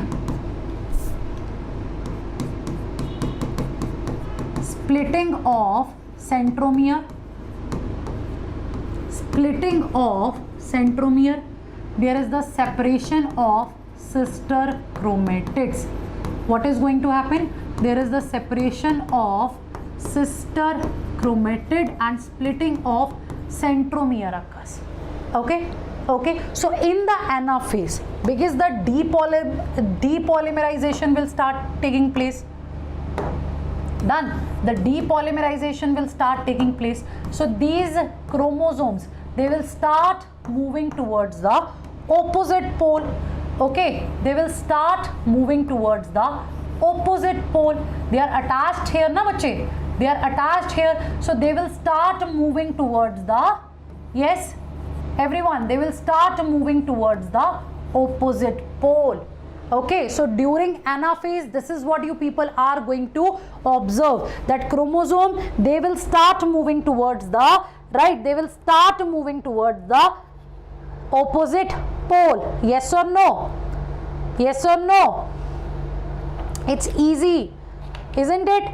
It's easy. So centromere of each chromosome, they will split, right? So daughter chromatids, they will start moving towards the opposite pole. Clear bachche? Clear bachche? Yes or no? Yes or no? So obviously now just look at it. These chromatids, these daughter chromatids, they are moving to the opposite pole, yes or no? So now these daughter chromatids, they are future chromosomes, isn't it? These daughter chromatids are future chromosomes, isn't it? In their daughter cell, obviously after anaphase there will be the telophase and again cytokinesis will occur. So obviously these daughter chromatids in their own cell, they will start behaving like the chromosome. So that is why I used to say when they are attached, then you will use the word chromatid. When they are separated, now it is also a chromosome. So daughter chromatids, they are the future chromosomes. And as I said, bache, these fibers will help in their separation, right? Some interzonal fibers are also there which will help in separation. So we are not going to discuss that in detail. Otherwise, as I said, in spindle apparatus, it is not just the spindle fiber. You will see some complete fibers, some incomplete fibers. Some will help in this separation as well, right? So now, bache, here for movement of each chromatid to its opposite pole, these chromatids, they will start behaving like future chromosome. So they will start moving towards the opposite pole. So splitting of centromere will be there, separation of sister chromatids, and then they'll start moving towards opposite pole. They'll start moving towards opposite poles, isn't it? Isn't it? Isn't it? Yes or no? So for this movement, right, for the movement of each chromosome, not for the both the chromosome, for the movement of each chromosome, 30 ATP molecules are required. Imagine the amount of energy that we need, right? For the movement of each chromosome to the opposite pole, 30 molecules of ATP are required, right? 30 molecules of ATP are required. Imagine 30 molecules, right? So even if you want to move this to this pole, 30, this to this pole, 30, total 64 for this, right? So it's a very energy taking process. That is why in interphase, you know, cell used to synthesize the ATPs and all the important things. Clear, bache? So this is what anaphase is. So slowly these chromatids, which are future chromosomes, they will reach to the opposite poles. And see their arms are trailing behind. Their arms are trailing behind like this, right? So basically centromere will be pulled towards the opposite pole. Like imagine, let's say I am that future chromosome, I am the chromatid. This part is the centromere. So this fiber will start moving it towards the opposite pole. So arms will trail behind like this. Okay, arms will trail behind like this. So that these chromosomes can be V-shaped, they can be V-shaped, they can be L-shaped, I-shaped, right? So see, if it is V-shaped, means it's a metacentric chromosome. It's a metacentric chromosome, isn't it? Isn't it, where both the arms are equal? So obviously it is going to be, if both the arms are equal, it is going to be V-shaped, right? So it can be L-shaped if it is submetacentric. If it is acrocentric, where you know the centromere is near to the end, it can be J-shaped also. And see, if it is telocentric, it can be I-shaped. So as per the basis of, as per the shape of that chromosome, right? So here also you will find the different type of shapes. Clear, bache? So V, L, J, I, anything it can be. So this is the anaphase. Clear? This is the anaphase. So next is, bache, telophase. The last phase of your karyokinesis. Okay, so this is the last stage of your karyokinesis. So telophase is opposite. It is simply opposite of prophase, right? It is opposite to prophase, right? So here what is going to happen? Obviously this decondensation of chromatin material again. Okay, so here decondensation of chromatin material will occur. decondensation of chromatin material, or you can say that decondensation of chromosome.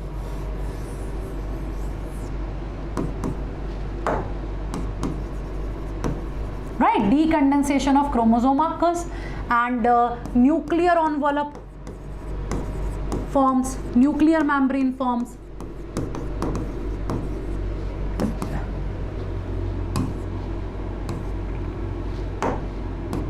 Right, nuclear membrane forms.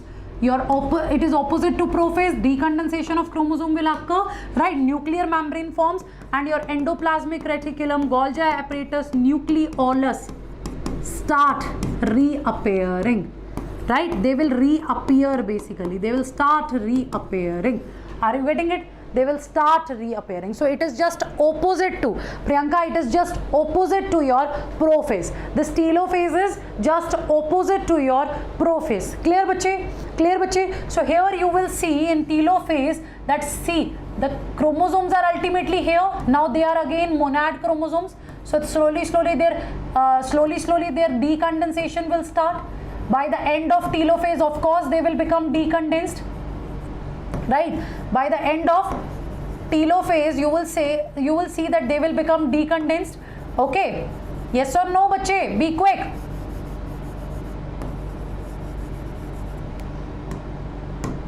So nuclear membrane will also start its formation. So by the end of telophase, we will see the proper nuclear membrane here, and even the cell organelles, they will start appearing. Clear bache? They will start appearing. So you will, by the end of telophase, you will see the two nucleus here. Right, so this is the telophase. By the end of telophase, obviously next what is going to start? The cytokinesis. So this is about the karyokinesis of the mitosis. Clear bache?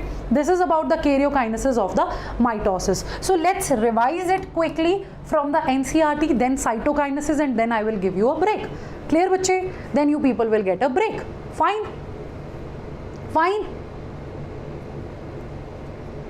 Huh?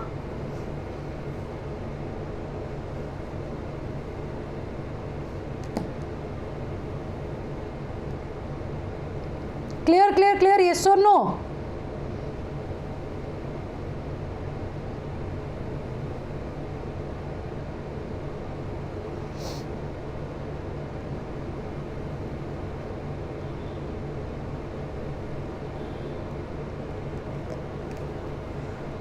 Sure?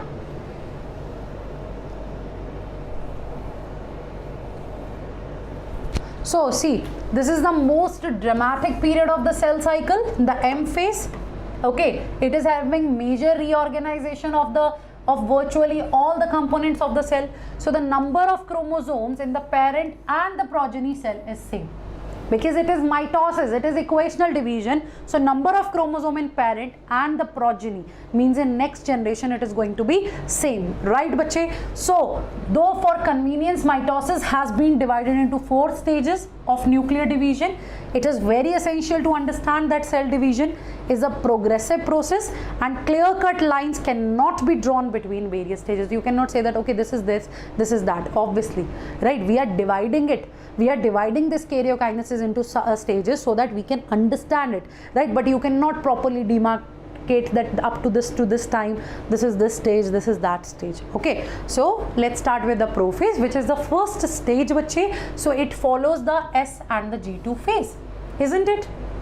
Isn't it? So S may, you know that DNA synthesis, and in G2 cytoplasmic synthesis is there, right? So in the S and G2 phase, the new DNA molecules formed are not distinct but intertwined. What is the meaning of that? No doubt, your genetic material, your chromosome has become like this. It has become the dyad, but obviously they are tangled. They are not separated, they are tangled. Clear? They are not separated, they are tangled. So in the prophase, there will be the initiation of condensation of chromosomal material. There will be the initiation of condensation of chromosomal material. So this material becomes untangled during the process of this condensation. Centrosome. Now you understand the meaning of centrosome, bache? Yes. Now do you understand the meaning of centrosome? When two centrioles, right, they are covered with pericentriolar material. two centrioles which are present 90 degree to each other and covered with pericentriolar material. This is the centrosome. What is it? It is the centrosome. Clear bache? So it had undergone duplication during S phase, now begins to move towards the opposite poles of the cell. So the completion of prophase is marked by these events, right? So after the completion of prophase, this is what you people will see. The chromosomal material condenses to form compact mitotic chromosome. Now your chromosome will be like this, compact and condensed. Chromosomes are seen to be composed of two chromatids attached together at centromere. I hope this line is clear. And then bache, the centrosomes which had undergone duplication, right, they will start moving towards the opposite pole. So each centrosome radiates out microtubules called as asters. Now clear? Now clear the meaning of asters? Yes bache? So asters together with spindle fibers, they will form the mitotic apparatus. Clear? They are going to form the mitotic apparatus. Clear bache? Yes, is it clear? Sure? So next is metaphase. The complete disintegration of nuclear envelope marks the start of the second phase. So when the nuclear envelope is totally degenerated, totally disintegrated, when the genetic material, when the chromosome is in the cytoplasm, it is indicating metaphase. It is indicating metaphase. Clear bache? Clear bache?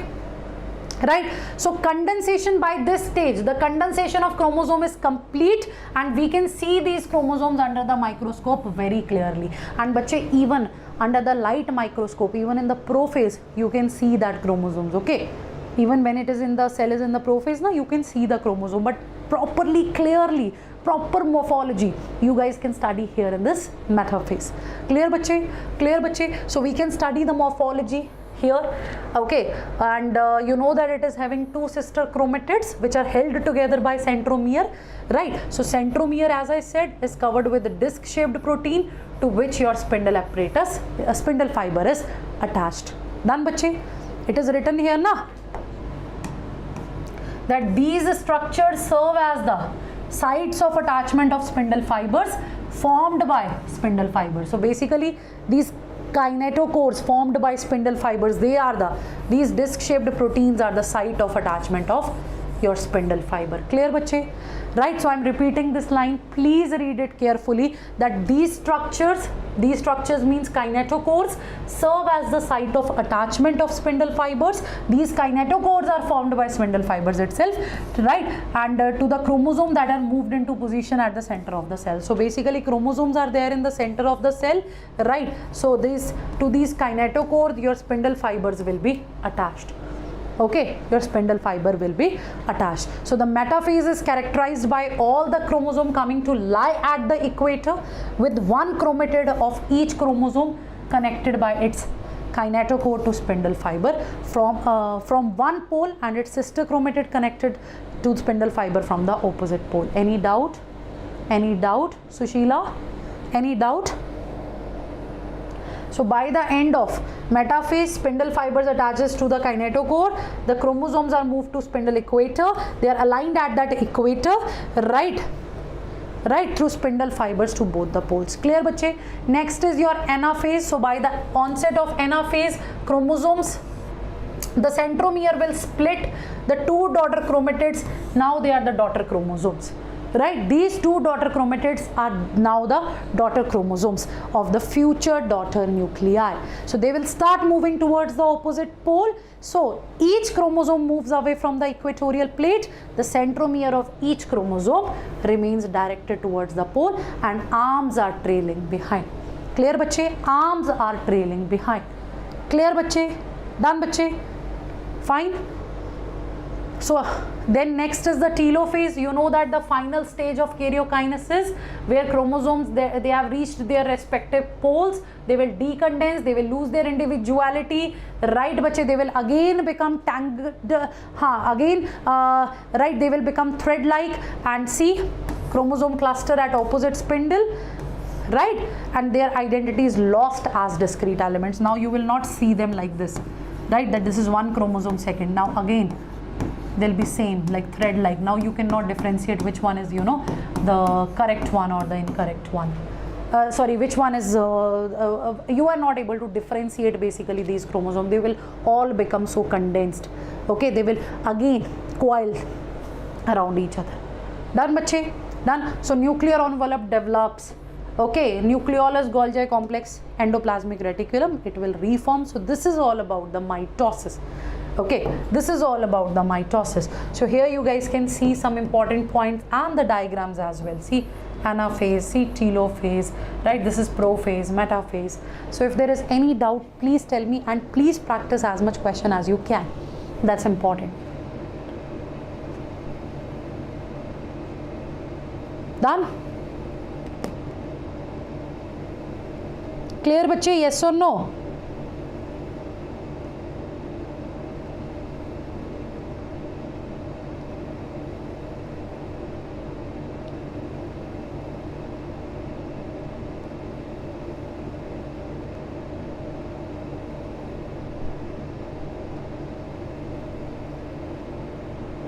Sure? Okay, so now see, we have covered the NCERT as well. Even we have discussed the process in detail. Now it's you who need to revise. Next is cytokinesis. After karyokinesis, what will be there? We have the next process, and that is the cytokinesis. So cytokinesis means, bache, the cytoplasmic division, isn't it? Cytokinesis is what? It is the cytoplasmic division. Now obviously, after the formation of these daughter nuclei, what is going to happen? The cytoplasm will divide, right? The cytoplasm will divide. Okay, sure bache, if my writing is not clear, then please try to manage. This is what I can say. Okay, so cytokinesis, so this is the cytoplasmic division. Now bache, in the case of animals, like in the case of animal cell and even in the case of plant cell, even in the case of animal cell and plant cell, cytokinesis is different. Okay, okay, cytokinesis is different, isn't it? Isn't it? So in animal cell, you know that there is no cell wall. Yes or no? There is no cell wall. But in plant cell, cell wall is present, right? In the plant cell, you know that we have the cell wall. Cell wall is present here, and here it is absent, right? It is absent. So cytokinesis in the animal cell and plant cell, it is different.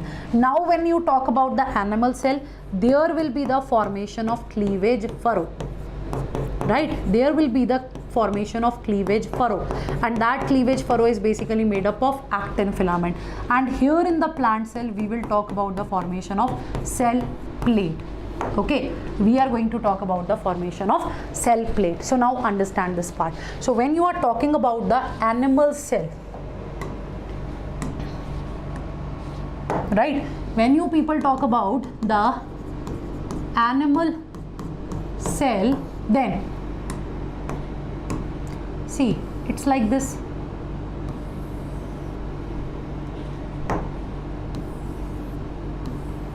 It's like this. After telophase, this is what you have. You will have two daughter nuclei, yes or no? Now, bache, here in the surrounding, you will see a furrow-like structure will form, right? A furrow-like structure will form. Like in some diagrams, it is given like this.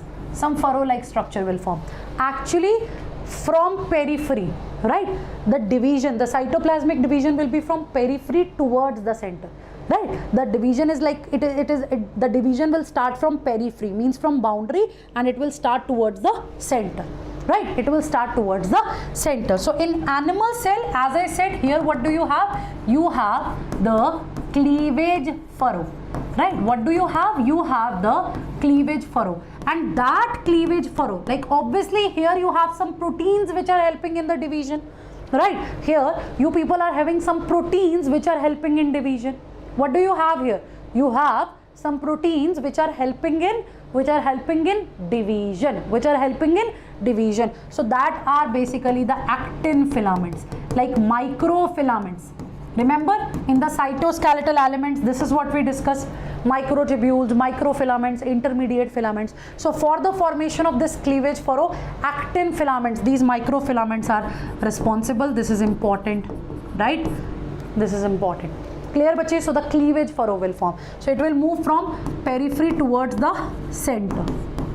from periphery towards center. Okay, from periphery towards center. So obviously it's centripetal arrangement, isn't it?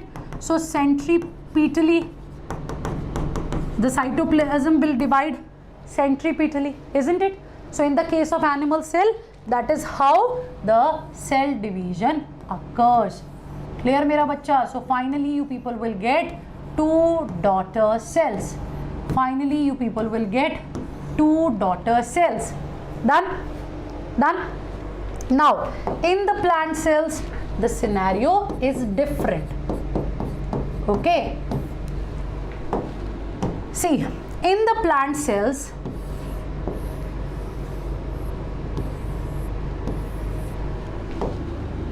you know bache, when you talk about the animal cell, right, in the animal cell by the end of telophase the spindle apparatus it will disassemble. Okay, you can say that in the starting of the telophase you will see the slowly the spindle apparatus is disassembling, right? The spindle apparatus is disassembling. So by the end of telophase you will see the spindle apparatus is disassembled. But in the plant cell, right, this spindle apparatus will not disassemble. It will not disassemble. It is still present. Even after the nuclear division you will see it is present, right? Even after the nuclear division you will see it's present. Now what is going to happen? You know that in the telophase the Golgi apparatus reforms, yes or no? You know that in the telophase the Golgi apparatus reforms, yes or no? In the telophase the Golgi apparatus reforms, yes or no? Tell me, yes or no? Of course. Now these Golgi apparatus they form some small vesicles. What will they do? They will form some small vesicles. These vesicles will come in the center, right?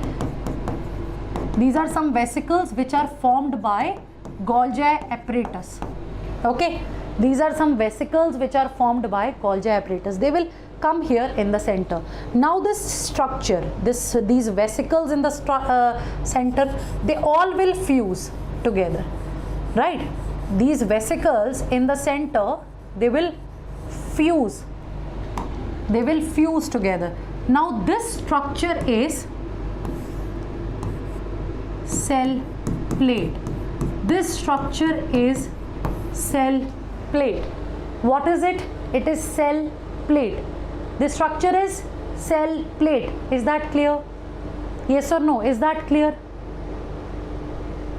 Now this cell plate in the center, the spindle apparatus, together we call it as phlegmoplast. It is phlegmoplast. What is it? It is phlegmoplast.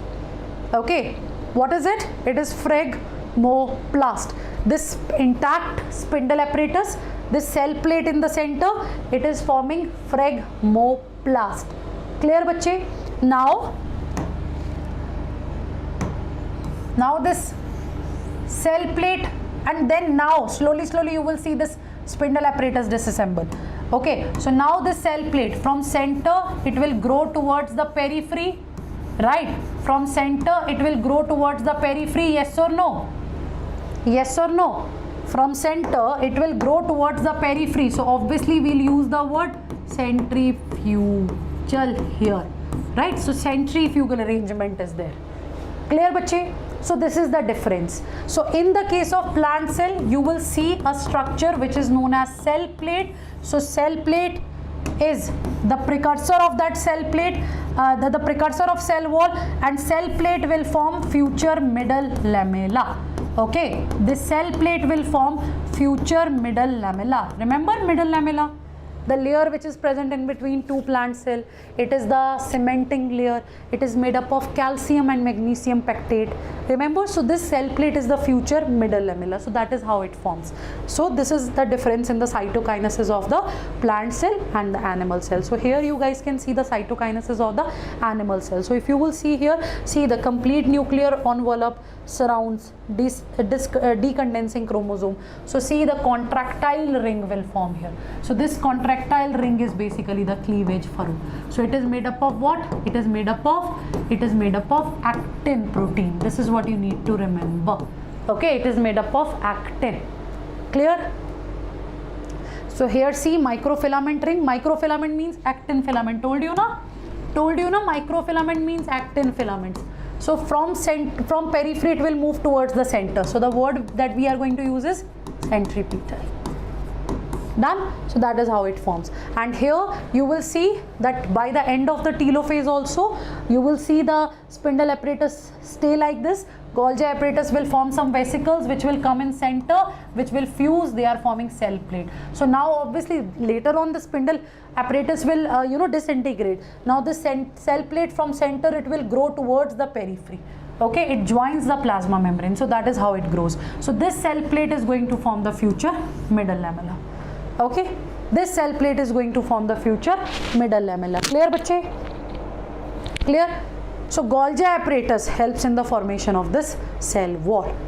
Okay, it helps in the formation of this cell wall. Clear, bache? So this is all about the mitosis. So the same is given here, and I told you already that if the karyokinesis is not followed by cytokinesis, you will get a multinucleated condition, and for that we use the word cynocytic. Okay, and even bache, we also use the word syncytium for multinucleated condition, right? We also use the word syncytium for multinucleated condition. So it's a previous year question. Cynocytic and syncytium, both the words are used for the multinucleated condition. Clear? Clear? Both the words are used for the multinucleated condition. Actually in syncytium, because syn means fused. Okay, syn means fused. So what we see here in the syncytium, that sometimes in a multicellular structure, their common walls, when they get dissolved and when they form this multinucleated condition, then we use the word syncytium. Syn means fuse na. So sometimes what happens, bache, in a multicellular structure, when common walls they dissolve, then again a multinucleated condition will form. That is the syncytium. Clear? Right? That is the syncytium. Done. So significance of mitosis is going to include, obviously it helps in the growth, bache, right? It helps in the growth, and even it helps in, yes, what I just said, it helps in the growth, first point, right? And secondly, it is also helping in, yes, along with growth, it is also helping in increasing the cell number also. So that's your homework. You guys are going to read it. Fine, you people are going to read it. Clear, bache? Clear, bache? So now there will be a break time, and after that break we will start meiosis. Okay, after that break we'll start meiosis. So there will be the break time. Clear? Clear? So we'll from 7:45 to 8:10, that's your break time. Okay, so we'll start after it. Done, bache? So we need another 1.5 hours and we'll finish the next topic. So let's finish it in one go. Done? Any practical for sexual reproduction? Bache, is there any sense? Like whatever you are saying, it's senseless. Right? It's senseless. You're not becoming cool, you are becoming a fool by saying all that things here in this chat section. Stupid fellow. Okay, done. So we'll start at 8:10.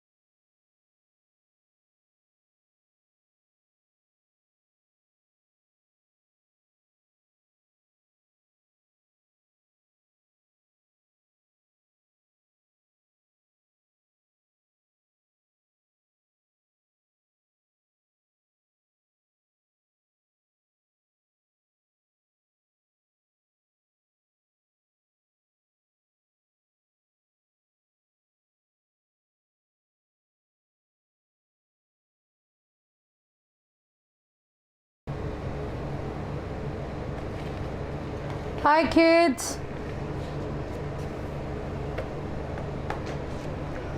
So welcome back everyone. So now we are going to start the meiosis. So are you done with your dinner? Good evening, good evening, good evening. So can we start this again? Okay, so any doubt from mitosis? Do you have any doubt from mitosis? Tell me, any doubt? So bache, there are some important things that you need to know. Like let's say if a tissue, okay, if there is a tissue and that tissue, right, there is a tissue and let's say that tissue is made up of 200 cells, right? How many cells are there in this tissue? Let's say 200 cells are there in a tissue. So if you need to calculate the number of mitotic division, right, which are required to form 200 cells, so it will be n minus 1, that is 199 divisions. What will be the number of divisions here? It will be 199 division. So basically these are, you know, few formulas. So here what are we talking? We are talking about the number, right? What are we talking? We are talking about the number of mitotic division required to produce the 200 cells. So this is what I'm going to write here. Number of mitotic divisions required to form. Number of mitotic divisions required to form n cells is equals to n minus 1 divisions. How many divisions are required to form n cells? N minus 1. Okay, n minus 1. So let's say here this tissue is having 200 cells. So how many divisions are required to make these 200 cells? 199. Right, 199 divisions. Now one more thing is there. Let's say if you want to calculate the number of generations, right, to form a certain number of cells. Let's say if you have to calculate the number of generations, like single cell, let's say from a single cell you guys are making 256 cells, right? From a single cell is dividing and it is forming 256 cells. So how many generations, right? After how many generations you will get 256 cells? So you guys can calculate it by this formula, 2 raised to power n. So n is the number of generations. N is the number of generations. Like for 256 cells, it is going to be, can you tell me the value of n? Can you tell me the value of n here? Yes, everyone, be quick. Can you tell me the number of n here? So number of generations to required to produce x number of cell is equals to 2 raised to power n. So n is the number of generations, right? So how many generations are required to produce 256 cells? Can you tell me what is n? The value of n here, anyone in the class? Very good, bache. So n will be 8 here. Number of generations are 8 here, right? So for calculating the number of generation, this is the formula. For calculating the number of mitotic division, this is the formula. Again, it is important. Okay, again it is important. Done, bache. So one more thing is there, that is mitotic apparatus. Do you know about the mitotic apparatus? Mitotic poison. Do you know about the mitotic poison? Yes, mitotic poison. Bache, mitotic poison is your colchicine. Okay, mitotic poison is what? It is your colchicine. Actually, you know that the spindle apparatus is formed by the polymerization of the microtubules. Isn't it? Polymerization, yes, polymerization of microtubules. Polymerization of microtubules form spindle fibers, isn't it? Yes or no, bacho? Tell me quickly. Yes or no? Polymerization of microtubule form spindle fibers, yes or no? So this colchicine, this chemical, it will join to tubulin, right, and it will stop polymerization of tubulin. So no polymerization of tubulin means no formation of microtubule, right? No formation of microtubule means there is no formation of spindle apparatus, right? So colchicine is considered as the mitotic poison. It is not allowing the mitotic apparatus to form. So sometimes, obviously these things are dangerous. It can stop the cell division, right? But sometimes this can help in studying the chromosomes, right? So we can do such studies to understand the process of cancer. So there are different things. So this is your homework, okay? So you will write a short note on mitotic poisons. Right, you guys are going to write a short note on mitotic poison, and even in the comment section you guys are going to put that. Okay, you guys are going to put that. See kids, if you want to chit chat, please leave the class, do something else. Okay, don't waste your time here. Literally, don't waste your time here. Okay, and if you're not interested in knowing the topic of meiosis in detail, I will end the session. Right, even I am not free to take your class, so I'll end the session. Fine. So just tell me clearly that yes ma'am, we are not interested, we know the meiosis in detail, so leave it. Fine, so leave it, otherwise I'll end the class for sure, and I'm not going to take the part 2 for it. I'll only explain mitosis. So tell me please, or else I'll end the class. Okay, so this is about the mitotic poison, and your homework is to write a short note on other mitotic poisons as well. Done bache? Clear? So next is what? Next is the meiosis. Okay, it is meiosis. And what is meiosis? Meiosis is the reductional division. Okay, what is meiosis? Meiosis is the reductional division. But you see, in the meiosis, right, you need to focus on the prophase 1. If you will understand, right, if you will understand meiosis prophase 1, trust me, then everything is easy for you, right? What you have to understand, you just need to understand the meiosis 1. Okay, you just need to understand the meiosis 1. So what I just said, that meiosis is what? It is the reductional division. What is it? It is the reductional division, right? It will reduce chromosome number to half. It is going to reduce chromosome number to half, isn't it? Isn't it? So ultimately this is the scenario. There will be a diploid cell which will undergo meiosis 1, and then you will get 2 haploid cells. You will get 2 haploid cells, and again these 2 haploid cells, they will undergo meiosis 2, right?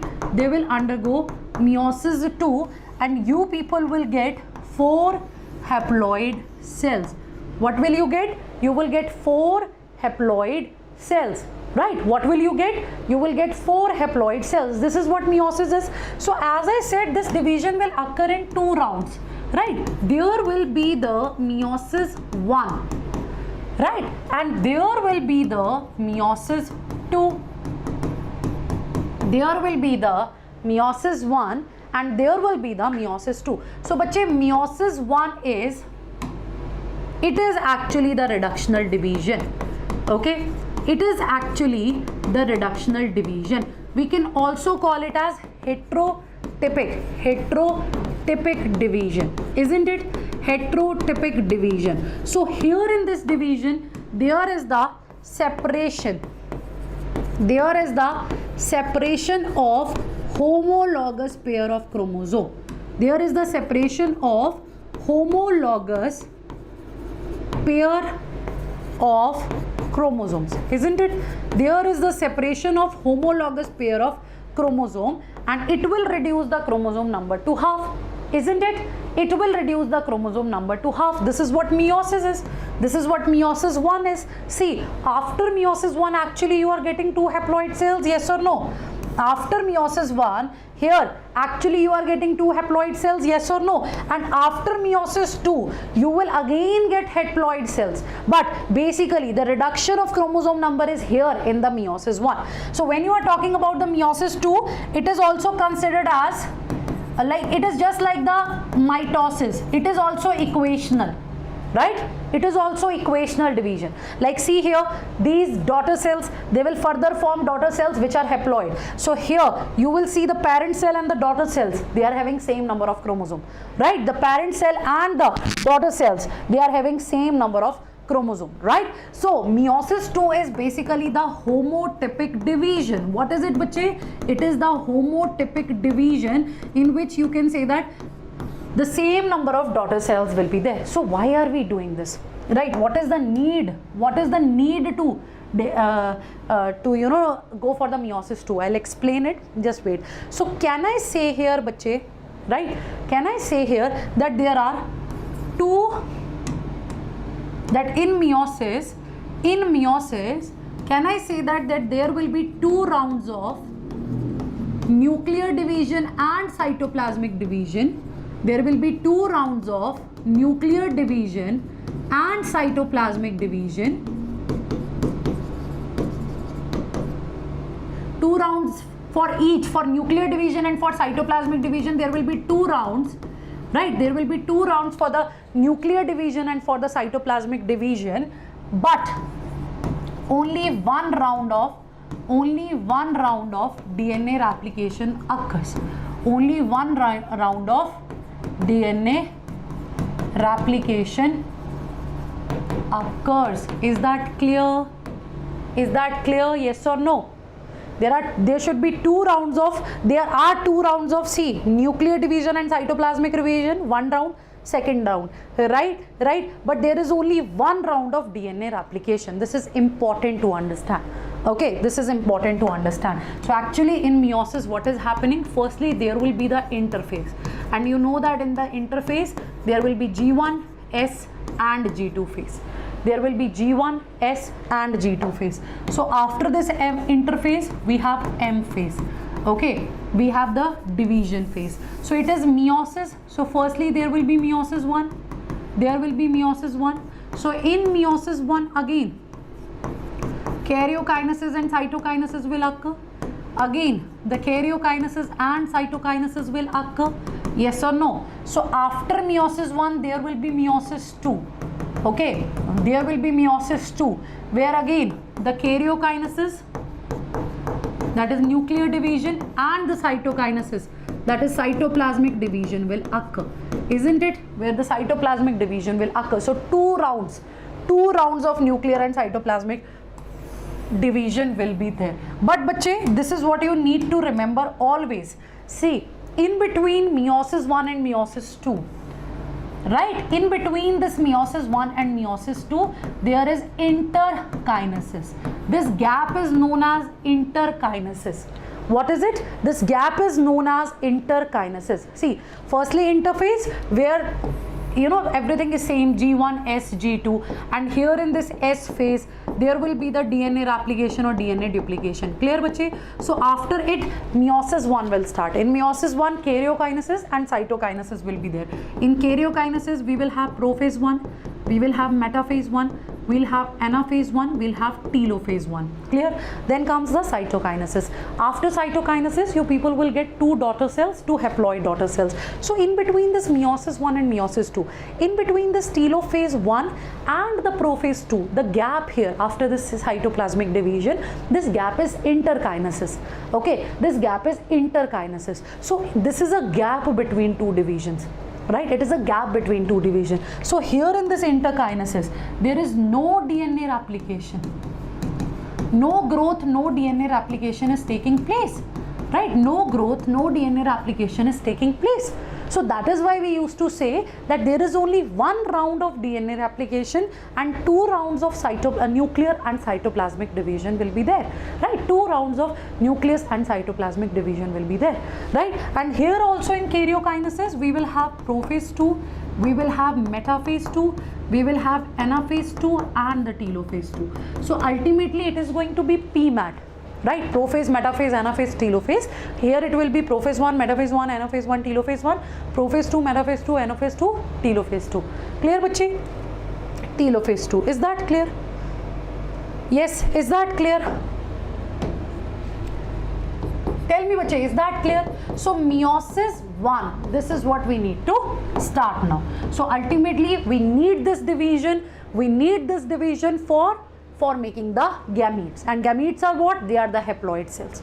Gametes are what? They are the haploid cells. So in meiosis 1 we have prophase 1, the longest phase of meiosis. right? Right, in meiosis 1, what do we have? We have the prophase 1, right? Prophase 1. Now, bache, this prophase 1 is having 5 sub-stages. Okay, this prophase 1, it is having 5 sub-stages. L, Z, P, D, D. L, Z, P, D, D. Right? L, Z, P, D, D. So, the trick here is, little Zara, please do not dance. Little Zara, please do not dance. That's the trick here. Right? Little Zara, please do not dance. So L stands for leptotene. Right? Z, zygotene. P, pachytene. D, diplotene. And D, diakinesis. Okay, this is diakinesis. These are the 5 sub-stages of the prophase 1, and that is what you need to remember, right? These are the 5 sub-stages of the prophase 1. That is what you people need to remember. Okay, that is what you people need to remember. So prophase 1, right, it is the longest phase of meiosis.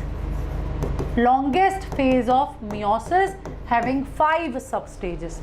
Okay, having 5 sub-stages. So, bache, this leptotene is also known as leptonema. This zygotene is also known as zygonema. This pachytene is also known as pachytema, and this diplotene is also known as diplonema. Okay, so you can also call it as diplonema. So, leptonema, zygonema, pachytema, diplonema is same. Okay, even it is same. Done? Done. So these are the 5 sub-stages which will be there in the prophase 1, and out of these 5 sub-stages, pachytene is it is for the longest duration. Right? Out of these 5 sub-stages, this is the pachytene which will be for the longest duration. Ultimately, what is going to happen here in the prophase 1? Ultimately, you tell me, what will be there in the prophase? Right? Ultimately, what will be there in the prophase? Tell me. Tell me quickly. Quick.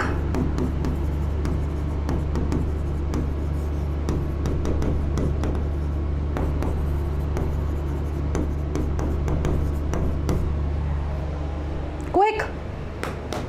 Ultimately, what is going to happen here in this prophase 1? Anyone? Bache, ultimately there will be the condensation of the genetic material, no? There will be the condensation of genetic material, na? Or you can say that condensation of chromosomal material.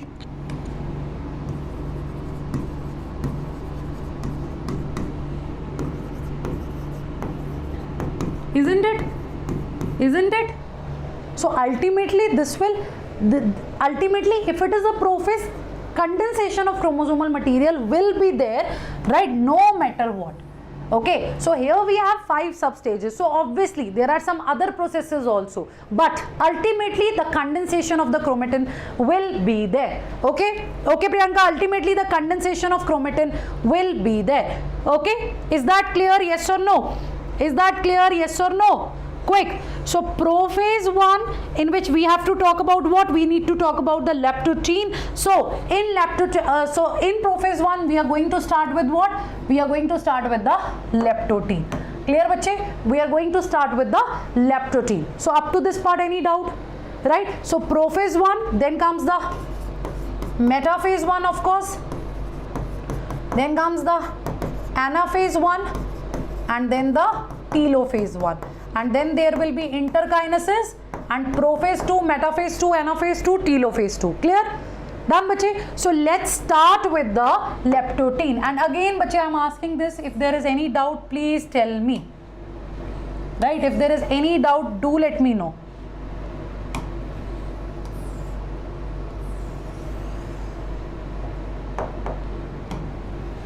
Do let me know if there is any doubt. So leptotene, the first stage is leptotene. Clear?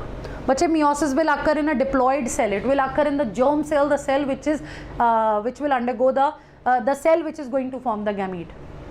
Okay, Ayan. So leptotene mein, what will happen here in the leptotene? So basically बच्चे chromosome, they will appear thin, uncoiled, elongated and beaded.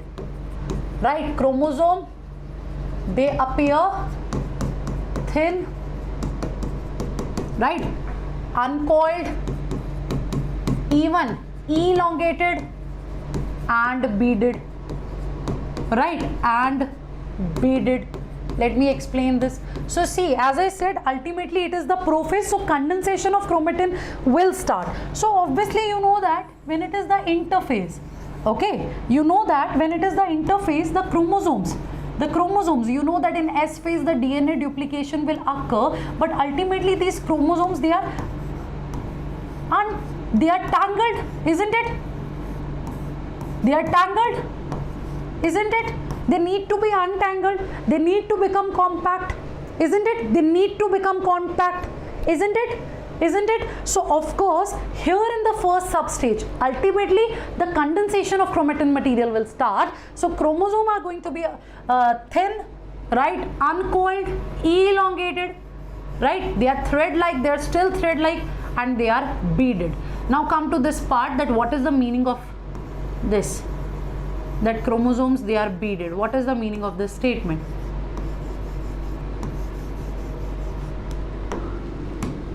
See,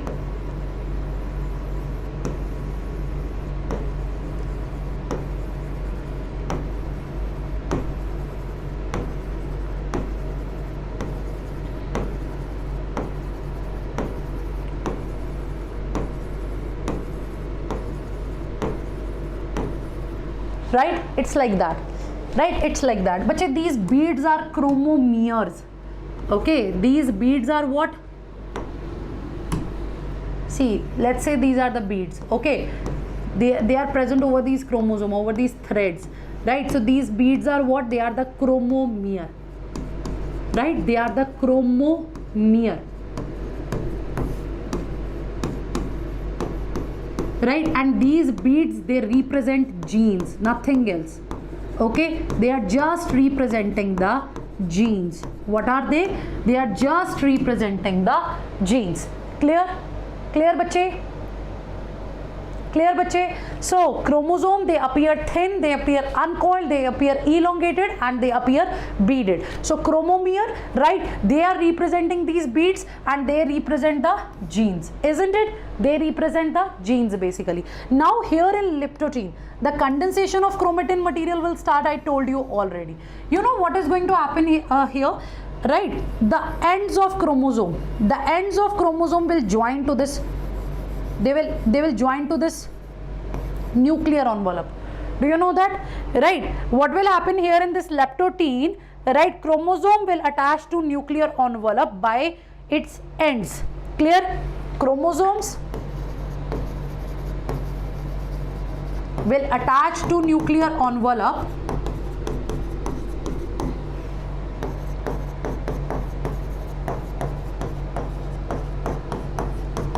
by its ends, right?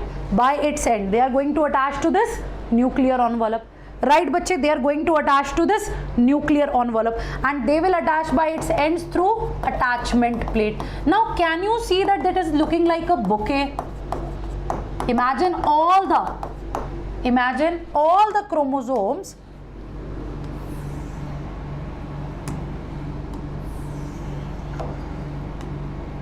Yes, imagine all the chromosomes with their ends, they are getting attached to this particular part, right? They are getting attached to this particular part, right, bache? Right, bache? So it looks like a bouquet, isn't it? Imagine if all the chromosomes will get attached here like this. So obviously it looks like a bouquet, yes or no? It looks like a bouquet. So sometimes leptotene is also considered as bouquet stage, but you will see that type of stage mostly in the case of, you know, insects. In the case of insects we used to see it. Okay, in the case of insects we used to see it. So chromosome will attach to the nuclear envelope by its ends through attachment plate, right? The compaction of chromatin will continue. Compaction of chromosomes continue. It continues. Done, bache? So these kind of changes will be there in the leptotene. Is that clear? Such changes you guys are going to observe here in the leptotene. Clear, bache? Clear, bache? And even in the leptotene, you will see that slowly even the maternal and the paternal chromosome is coming closer. I am not saying that they will get paired. Right, Shaurya? I am not saying that they will get paired. All I am saying is that they will come closer. These homologous chromosomes, they will come closer. Is that clear, bache? Homologous chromosome, they will come closer. Clear? Let me explain it here. See, you know that in humans we have 46 chromosomes, isn't it? In humans we have 46 chromosomes, isn't it? So basically we have 23 pairs. How many pairs do we have? We have 23 pairs. So 23 chromosomes from mother, 23 chromosomes from father. Right? This is what we have. 23 chromosomes from mother, 23 chromosomes from father. Right? So which chromosomes are considered as homologous chromosomes? See, if we are using the term homologous chromosome, right, it means these chromosomes are same. They have same genes, they have same centromere position, their shape is same, their size is same. Okay? When you are saying homologous chromosome, let's say this is your paternal chromosome, right, your father's chromosome, and this is your mother's chromosome, maternal chromosome. This is paternal and this is maternal chromosome. Is that clear? One is paternal, another is maternal chromosome. So when we are saying it's a homologous chromosome, means it will have same shape, same size, same centromere position, right? It will have same centromere position. Even the genes are same. Even the genes are same. But yes, alleles can vary. Genes are same, but alleles can vary. Clear? Genes are same, but alleles can vary. Like say, see for example, let's say here you have the gene for the height. So in mother's chromosome also here you will find gene for the height. Maybe the allele can vary. Right? Allele can vary, but ultimately the gene is going to be same. So these are the homologous chromosomes. So this phenomena like pairing of homologous chromosome, exchange of segments, separation of homologous chromosomes, we see only in the meiosis. It is not there in the mitosis. Right? You guys are going to see this only in the meiosis, not there in the case of mitosis. Clear, bache? So this will happen in the leptotene. Right? After leptotene, the next substage is zygotene, also known as zygonema. Right? Next substage is what? It is zygotene. It is also known as zygonema. What is it? It is zygotene. It is also known as zygonema. Is that clear? Is that clear? So here in zygotene, the synapses occurs, which is also known as synthesis. Right? What is going to happen? The synapses will occur, which is also known as synthesis.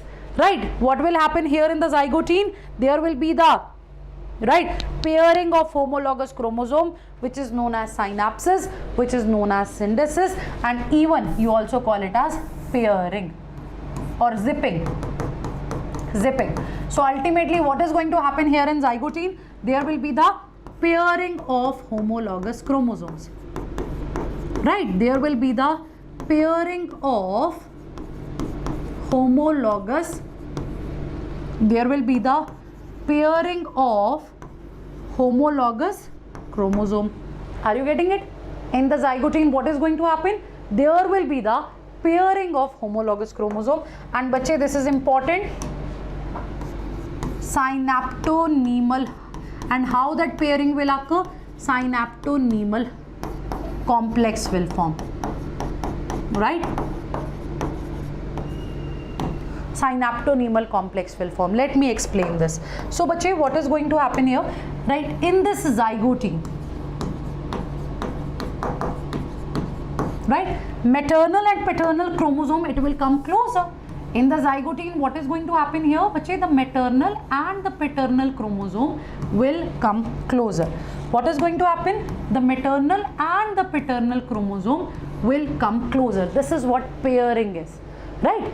This is what pairing is. Okay, see, this is the homologous pair of chromosome, right? Wasim, this is the homologous pair of chromosome. This green, see, these two, because they are attached to same centromere, they are the sister chromatids, right? They are the sister chromatids. See, this pinky, they are attached to same chromosome, so they are also the sister chromatids, right? They are also the sister chromatids. And this green and pink, oh, they are the part of this pair, right? They are the part of this pair, right? But they are not attached to the same centromere, so we used to call them as non-sister chromatids. What are they? They are the non-sister chromatids. What are they, bache? They are the non-sister chromatids. Clear?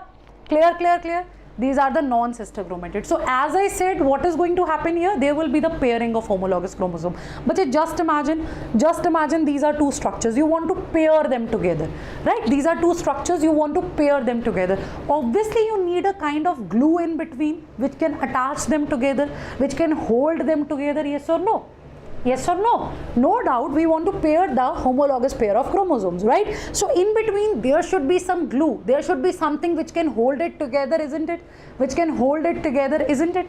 Isn't it? So here in this, right, in this homologous pair of chromosome, you will see, right, that there will be the formation of the synaptonemal complex in between.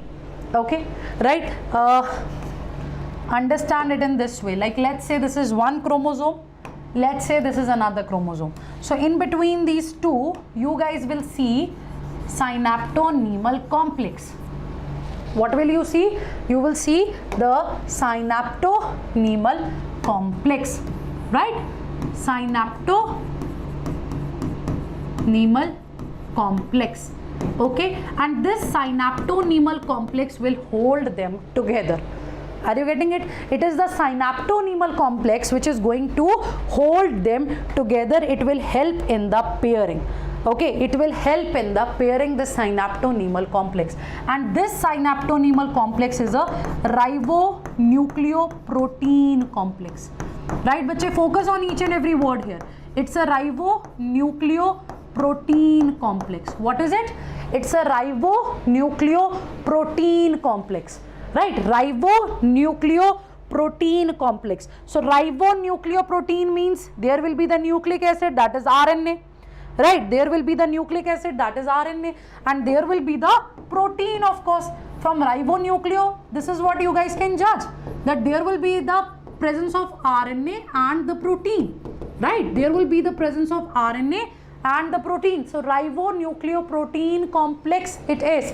Right, ribonucleoprotein complex it is. So bache, see, so basically let's say these are two pairs, right? These are two homologous pair of, this is the homologous pair of chromosome. So in the center, synaptonemal complex. So can I say that on lateral sides, right, on lateral sides the DNA element is there. Center mein you have RNA and the protein, isn't it? Center mein what do we have? We have the RNA and the protein. Yes or no?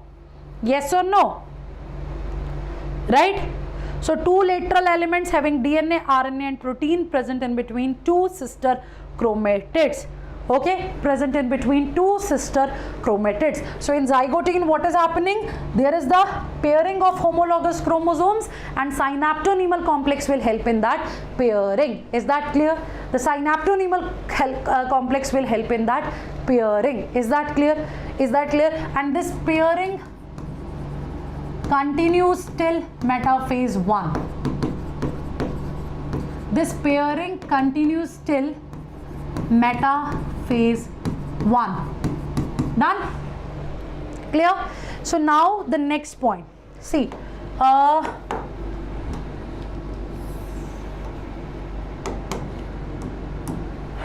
see, now bache, what is the point here? See, now your chromosome is like this.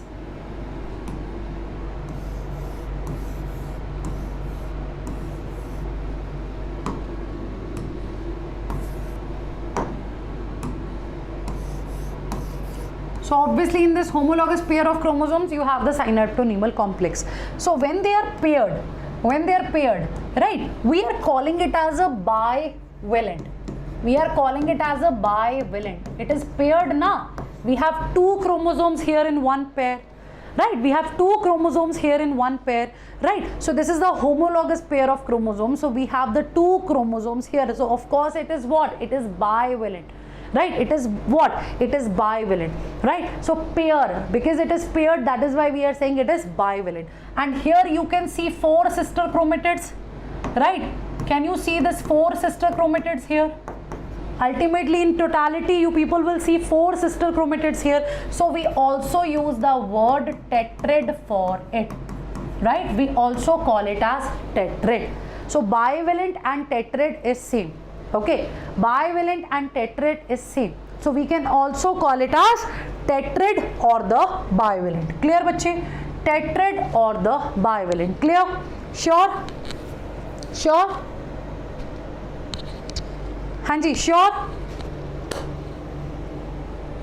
Done now? Done? Or any doubt? Clear now? So no doubt in the zygotine. No doubt in the zygotine you will see that homologous chromosomes will get paired and you will see the tetrad there. But it is more clear in pachytene. Okay?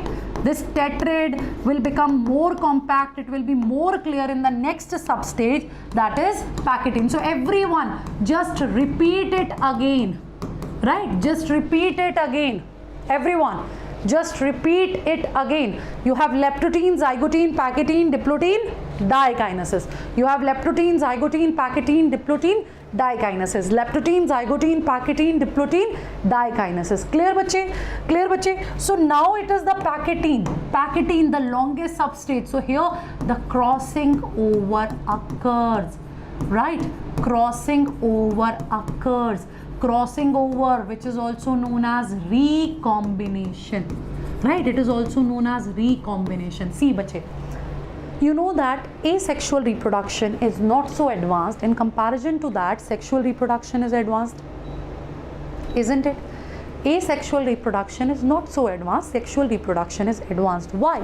Because in sexual reproduction we see, because of sexual reproduction variations are there. We are, no doubt, our genes are just like our parents, but we are not ditto like our parents, right? Like I have the genes of my father and mother both, so I'm more like my father, right? Even I have the characters of mother. So basically 2 different individuals because of sexual reproduction, right? In one individual you will see the character of both the individuals. So obviously it will help in the adaptation, right? So these are the variations, that we are not ditto like our parents, there are some changes also. So this is basically the variation, right? It is basically the variation. Are you getting my point? These are the variations, and these variations are help in the survival. So recombination, which is also known as crossing over, is responsible for the variation, and mutations are also responsible for the variation. Mutations are also responsible for the variation, right? So it is the pachytene substage, which is the longest substage. Here you will see the crossing over. So crossing over occurs here, right? Crossing over occurs here. So what is this crossing over? Crossing over is the exchange of segment, right? It is the exchange of segment in between non-sister, this is very important bachche, in between non-sister chromatids of homologous pair of chromosome. In between non-sister chromatids of homologous pair of chromosome, right? Non-sister chromatid of homologous pair of chromosome, right? So exchange of segment in between, I am repeating this again, non-sister chromatids of homologous pair of chromosomes. So always remember, right? Sometimes in the paper they ask you sister chromatids of non-homologous, incorrect. Sister chromatid of non-homologous, incorrect. Or non-sister chromatid of non-homologous, incorrect. It should be non-sister chromatids of homologous pair of chromosomes. Clear bachche? Clear? And these are responsible for what? They are responsible for the variation. Okay, they are responsible for the variation. So that is how the exchange will occur, right? This green will get a pink part, the pink will get the green part, right? So you can see here non-sister chromatids are exchanging their segment. And how is it possible? With the help of enzymes, right? So the enzyme that will be used for this process is recombinase. It is recombinase. Which enzyme will be used here, bache? It is recombinase. So it is endonuclease. It cuts the, right? It cuts this genetic material. It is endonuclease. It cut this genetic material, right? And it is ligase also. Again it will join. Like let's say in one chromosome there will be a cut, in another chromosome there will be a cut, two different segments will be fixed and then they will be joined, right? Then they will be joined. So which enzyme is going to do this? Which enzyme is going to help in this crossing over? It is the recombinase, right? It is the recombinase. Clear, bache? This is important, right? This enzyme is recombinase.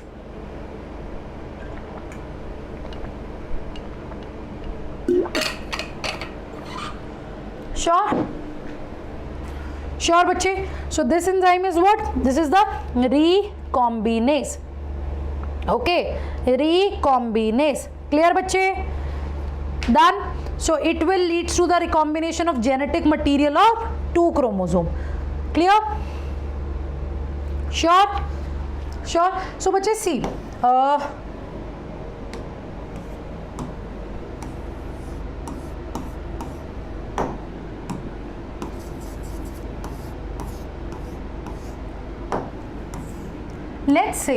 Let's say the crossing over will occur at this particular point, right? This is the point from where the crossing over will occur. This is the point from where the exchange of segment will occur, right? Just before crossing over, right? Before crossing over, what will happen here, bache? Before crossing over, the point from where the exchange of segment will occur, here you will see a recombination nodule.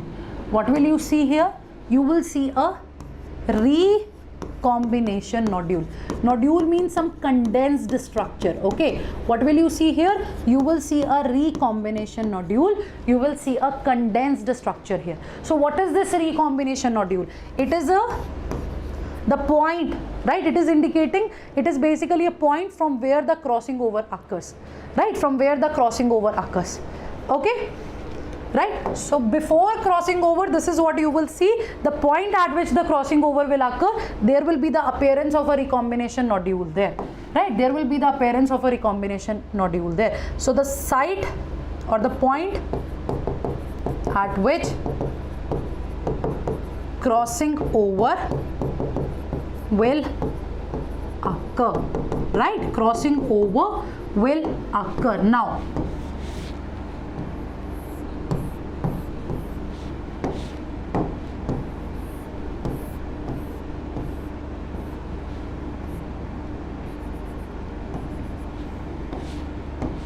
Now see, after crossing over, let's say after crossing over, right?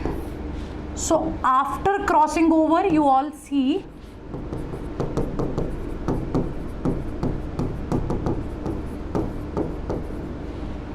okay, so after crossing over, at the place of crossing over, there will be an X-shaped area which is known as chiasmata. There will be the appearance of X-shaped area which is known as chiasmata. Is that clear? It is basically the chiasmata, right? So recombination nodule is also showing the area from where the crossing over will occur, but before crossing over, right? It is showing us the area that this is the point from where the crossing over can occur, right, bache? And after crossing over, right, the site, right, the site from where the segments has been exchanged, this will show an X-shaped area, and we used to call it as chiasmata. We used to call it as chiasmata. Are you getting it? Is there any confusion here? Is there any confusion here? Right? So before crossing over, you will see a recombination nodule will appear, and here at the point from where the crossing over has been done, it is the X-shaped area, chiasmata. Okay, chiasmata. Clear, bache? Clear? Sure? Sure? Guys, be quick.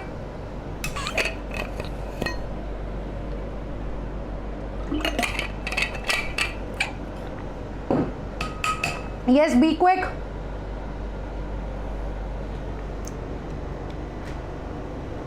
Sure na?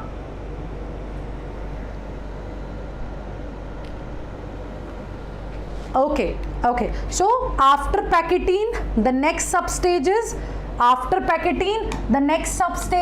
your diplotin. And trust me, after finishing this prophase 1, na, I'll explain you the metaphase 1. Then the process is going to be very easy for you, right? You just need to focus on the prophase 1. If you understand the prophase 1, then this process is very easy. Ultimately, see bache, in metaphase same story. Chromosomes will align themselves, will arrange themselves at the equator. Okay? In the anaphase same story, the separation. In the telophase same story. So ultimately you need to understand, right? Ultimately you need to understand what you need to understand, the prophase. Clear? So here metaphase 1 and metaphase 2 is little different, right? I'll tell you the difference there. Then everything will be crystal clear to you. Trust me. So I think I think in next half an hour, right, we can finish this. Okay, in next half an hour we can finish this. So let's focus here, bache. Right, let's focus here. So next is diplotin. Right, next is diplotin. After packetine, what do we have? We have diplotin. So in the diplotin there will be the dissolution of synaptonemal complex. Okay, there will be the dissolution of synaptonemal complex. What will happen here, bache? There will be the dissolution of synaptonemal complex. Clear, bache? Now you know that after crossing over,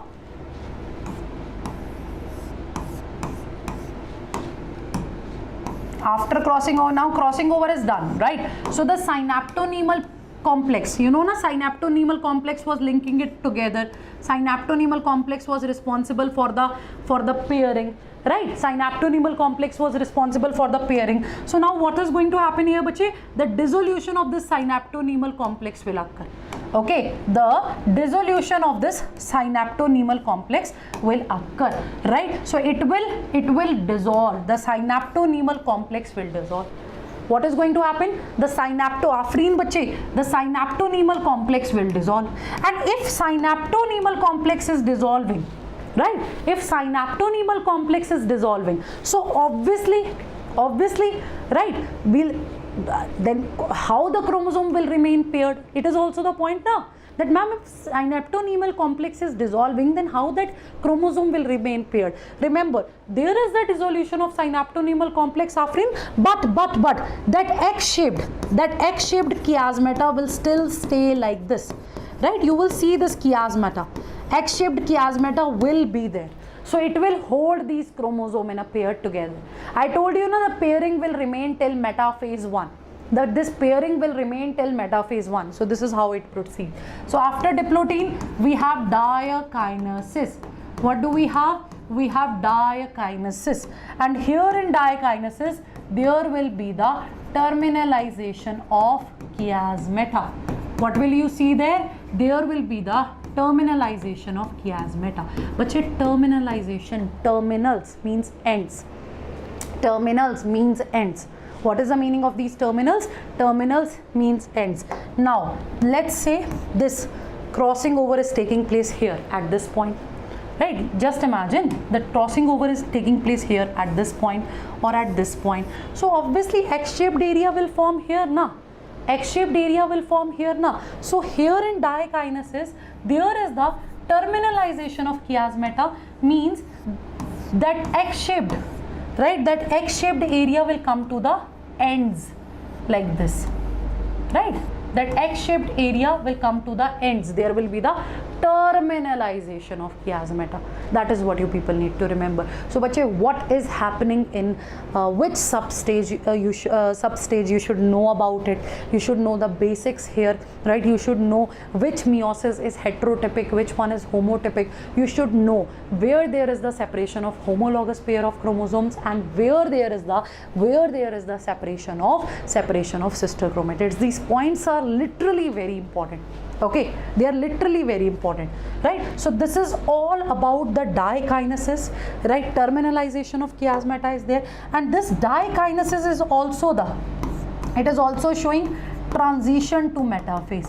Diakinesis means there is the transition to metaphase, and by this stage all that other changes, right? They are same. All that other changes are same. Like there will be the, you know, there will be the nuclear envelope will disintegrate, the spindle apparatus, the nuclear envelope will disintegrate, the spindle apparatus will form, right? All that changes will occur. The chromosomes are totally condensed now. Okay, the chromosomes are totally condensed now.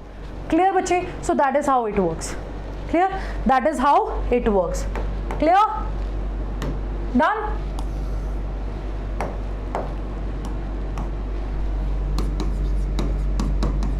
So next is metaphase 1. So bache, what is going to happen in metaphase?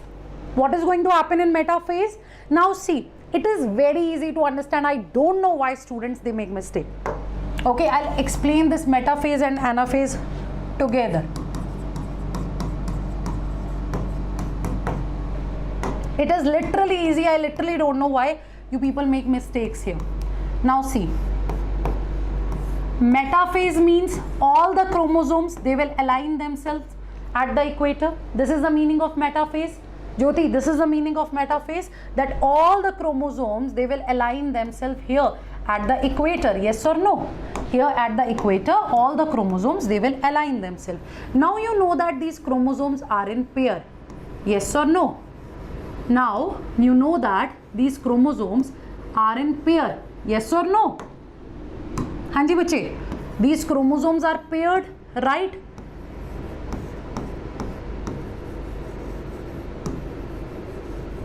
Like this. Yes or no? Tell me quickly.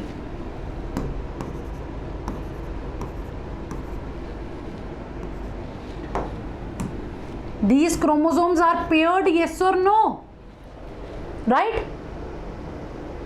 Right? These chromosomes are paired, yes or no? Of course they are paired. So here in the metaphase 1 of meiosis 1, in the metaphase 1 of meiosis 1, we will, right, we will have two metaphasic plates, right? There will be two metaphasic plates. Why? See, remember the sequence. Ultimately in prophase 1, the pairing is taking place, the crossing over is taking place, there is the terminalization of chiasmata.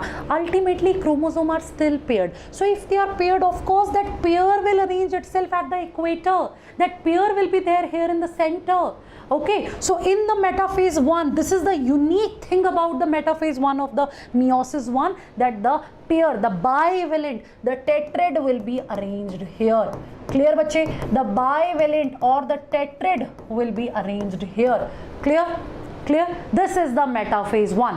And if you will see the metaphase of mitosis, you will see there is only one equatorial plate. There is only one metaphasic plate. If you will see the metaphase, of mitosis too, again you will see the same thing, that there will be only one equatorial plate. It is just the metaphase 1 of meiosis 1 where two metaphasic plates will be there, because the pair is going to be arranged. Okay, the pair is going to be arranged. Is that clear? Because the pair is going to be arranged. Clear, bache? Now, of course, in the anaphase, right, you know the story. Ultimately, you know the story. Now, in the anaphase, what is going to happen, bache? Quick, everyone.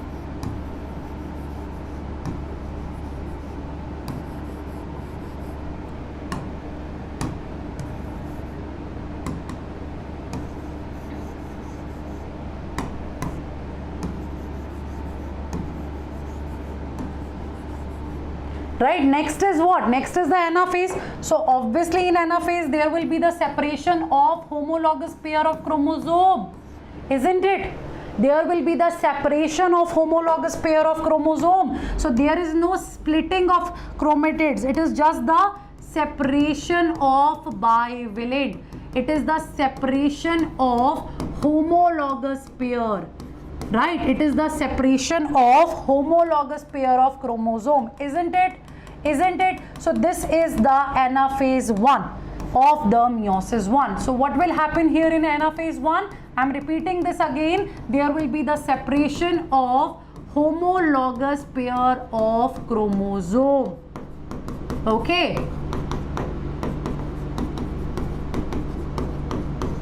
Done? So bache, if you understand this process in one go, in one flow, then there is no confusion at all, right? There is no confusion at all, then it's very easy. It's very easy. So separation of homologous pair will be there. Now see, after anaphase there will be the telophase 1.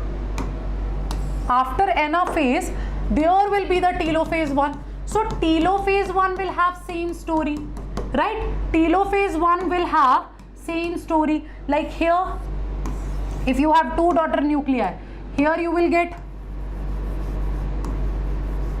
4 chromosomes. Of course, here also you will get 4 chromosomes. Yes or no?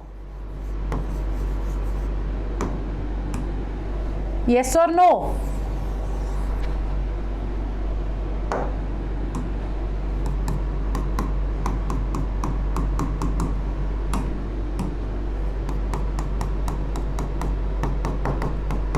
Clear? Clear? So let's start from this part. Let's start from this part. You can say that we are taking the example of a cell having 8 chromosomes, right? From this diagram, this is what you people can see, that we are taking the example of a cell. We are taking the example of a cell in which diploid is 2n is 8, means n will be 4. Yes or no? 2n is 8. Diploid state is having 8 chromosome. Count na, 1 2 3 4 5 6 7 8. Diploid stage is having 8 chromosomes. So haploid stage is going to have 4 chromosomes. So see, after metaphase 1, in anaphase 1, there is the separation of homologous pair. So the daughter cells that will form, the daughter nuclei that will form, it is also having 4 chromosomes, right? This one is also having 4 chromosomes.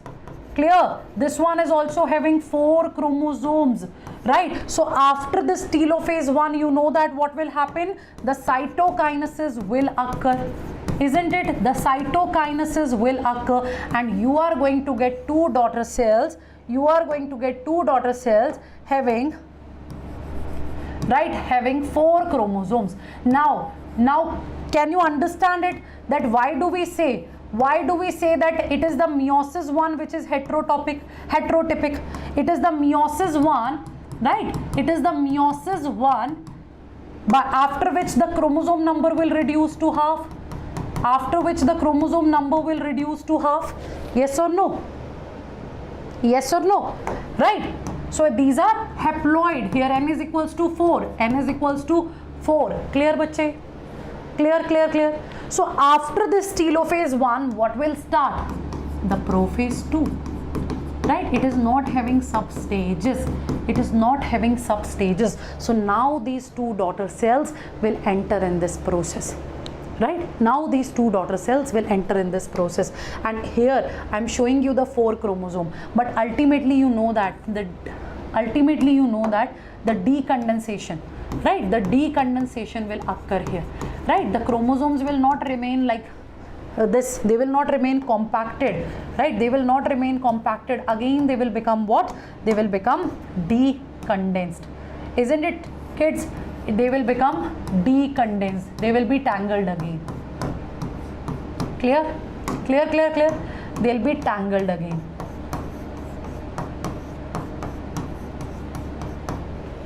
Clear, bache? Sure? Sure, sure, sure? Are you sure? Now, my next question. Okay. My next question. Let's say you are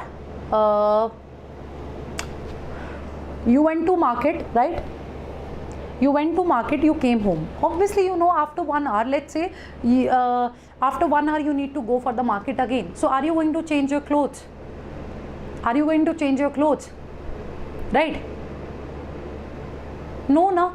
Let's say you need to go to the market. You are going to the, you need to go to the market. In the market, you have spent almost 2 to 3 hours.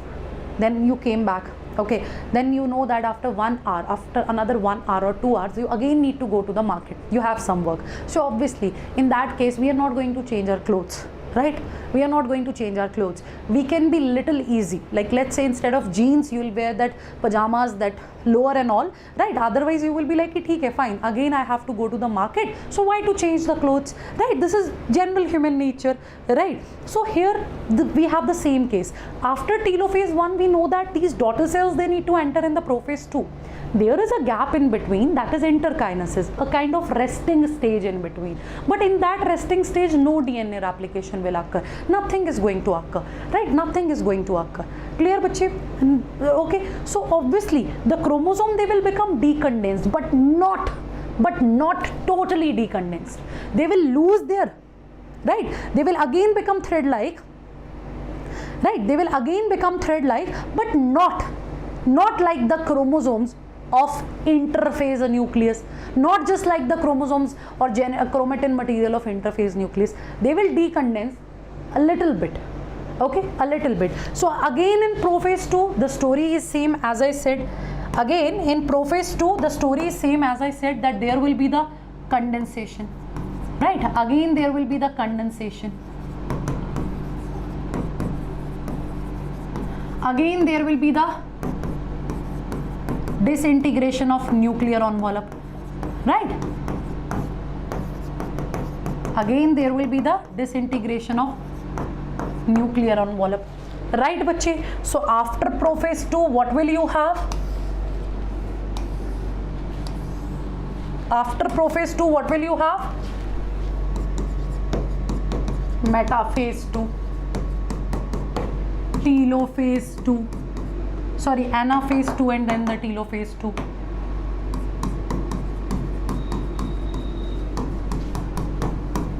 And then the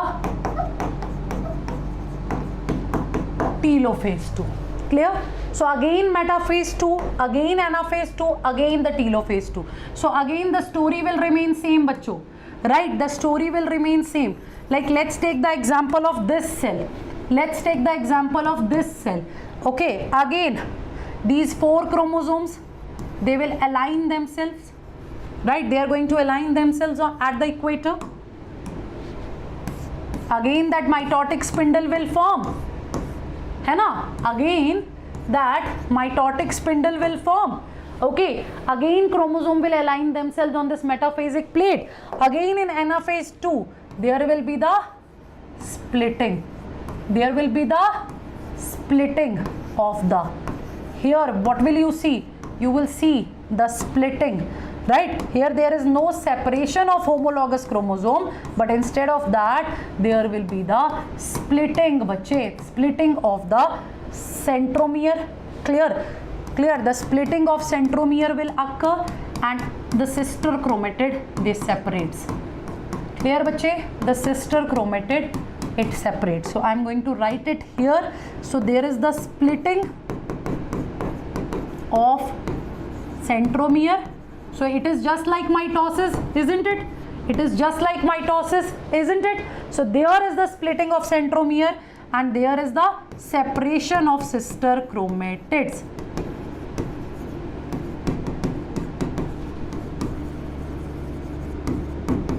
Right? There is the separation of sister chromatids. And now in the telophase, again, this will be the scenario.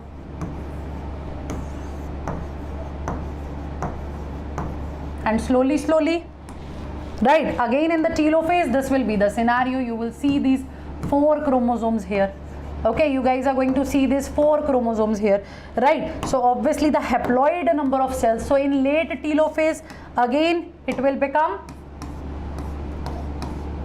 tangled. Clear? Clear? So that is the meiosis 1 and meiosis 2. Right? So it is a repeated question, bache. So in the anaphase 1, there is the separation of homologous chromosome.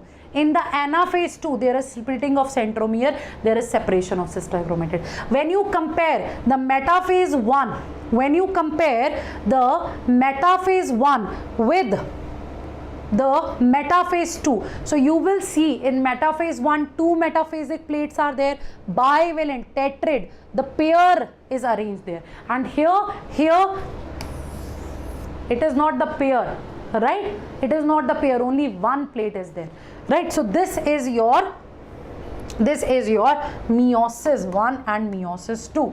So bache, try to understand it. Let's say it is a cell having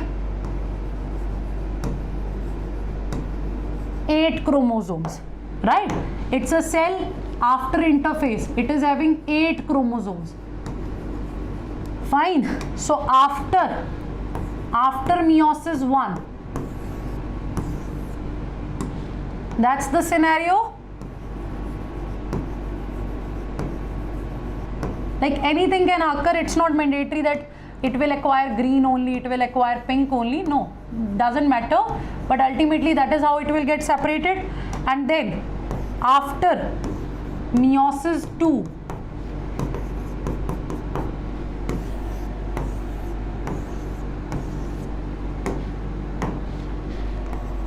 so focus on the arms of chromosome also, right? So here it is having 4 chromosomes, but it is dyad chromosome, right? Here also 4 chromosomes are there, but it is monad.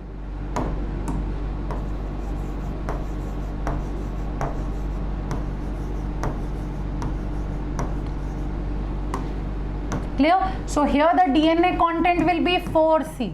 Here the DNA content is going to be 2C. Again 2C. Why 2C? Because there is no doubt the number of chromosome is half.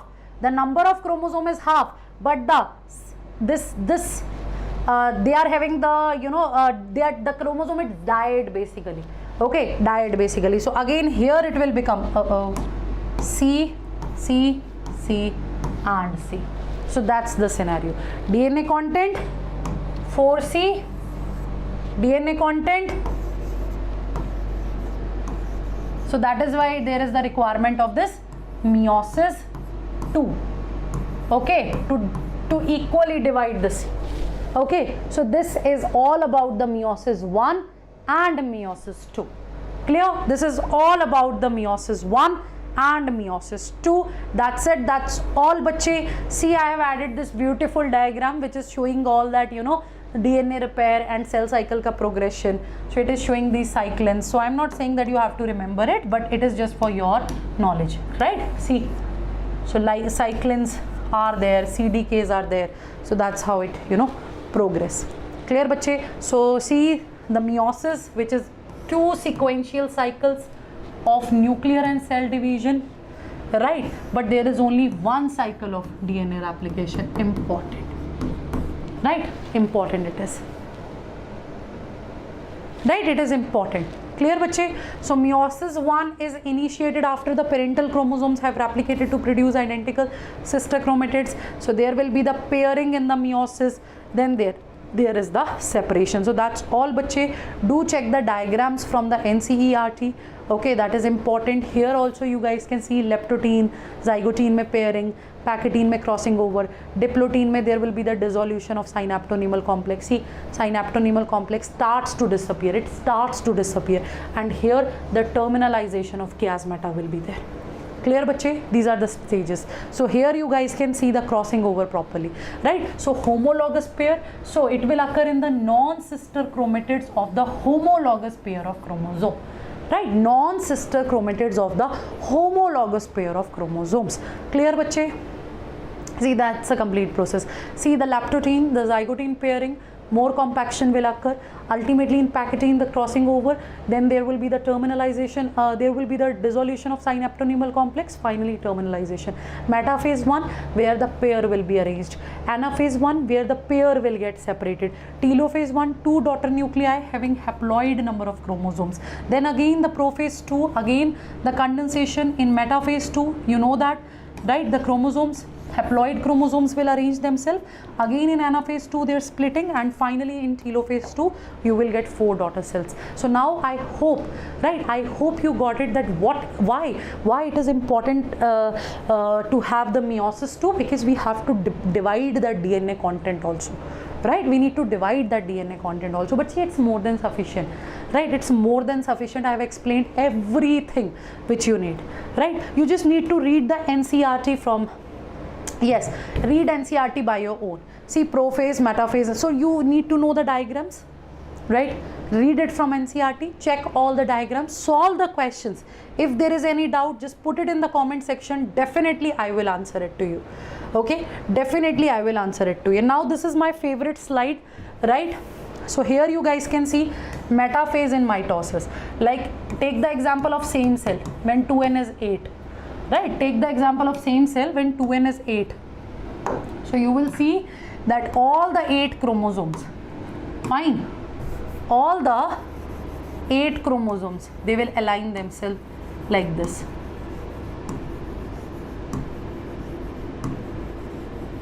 Okay, all the 8 chromosomes will align.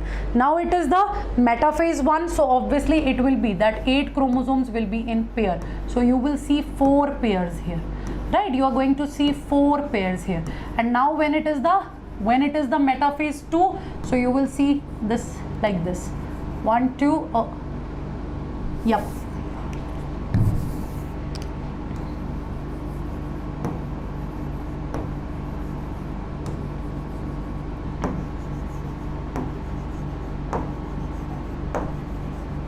Done? That is how it will be arranged. Clear, bache?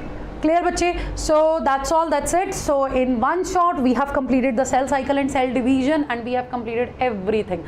Now what you have to do, you just need to practice the questions, right, bache? You just need to practice the question. And tomorrow at 3 p.m. we have one wonderful session, top 100 questions of biodiversity, right? Top 100 questions of diversity, not biodiversity, it's diversity. Like from living world, biological classification, plant kingdom and animal kingdom, the questions will be there.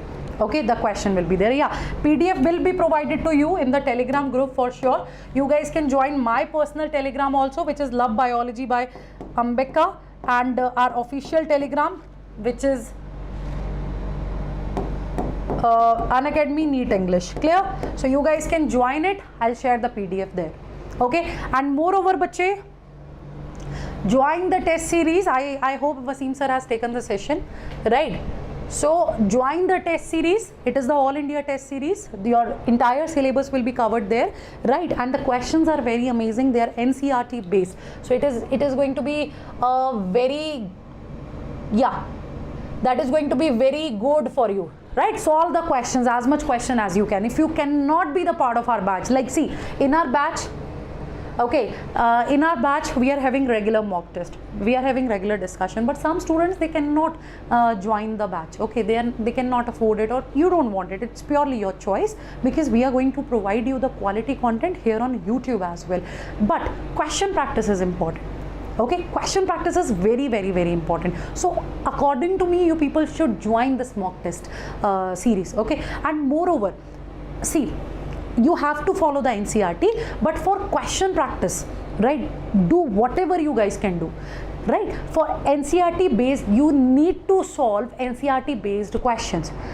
If you are solving your MTG fingertips, very good. After that, just pick up another book, right? You can be the part of any mock test series, right? So be sincere for your preparation. The number of students, the live viewers are very less. Please forward this video link to your friends as well. Do recommend this channel, bache. And thank you so much. We'll meet tomorrow at 3 p.m. right? And we'll solve top 100 questions of diversity. And again, see, if you want to join this test series, what you have to do, right? You can check any video. Just go to the description box. See, you have All India mock test for NEET 2024. Just click there, right? Add your number, add your email, that's all. Fine, that's all. So thank you so much for watching. I'll share the PDF right after the class. Stay tuned, take care. Please put the comments in the comment section, right? It will hardly take 10 seconds. Please put the comments in the comment section. If there is any doubt, you guys can mention it there. If there is any problem, you like the session, whatever is there, please write one comment, right? Thank you so much. Take care. Bye-bye.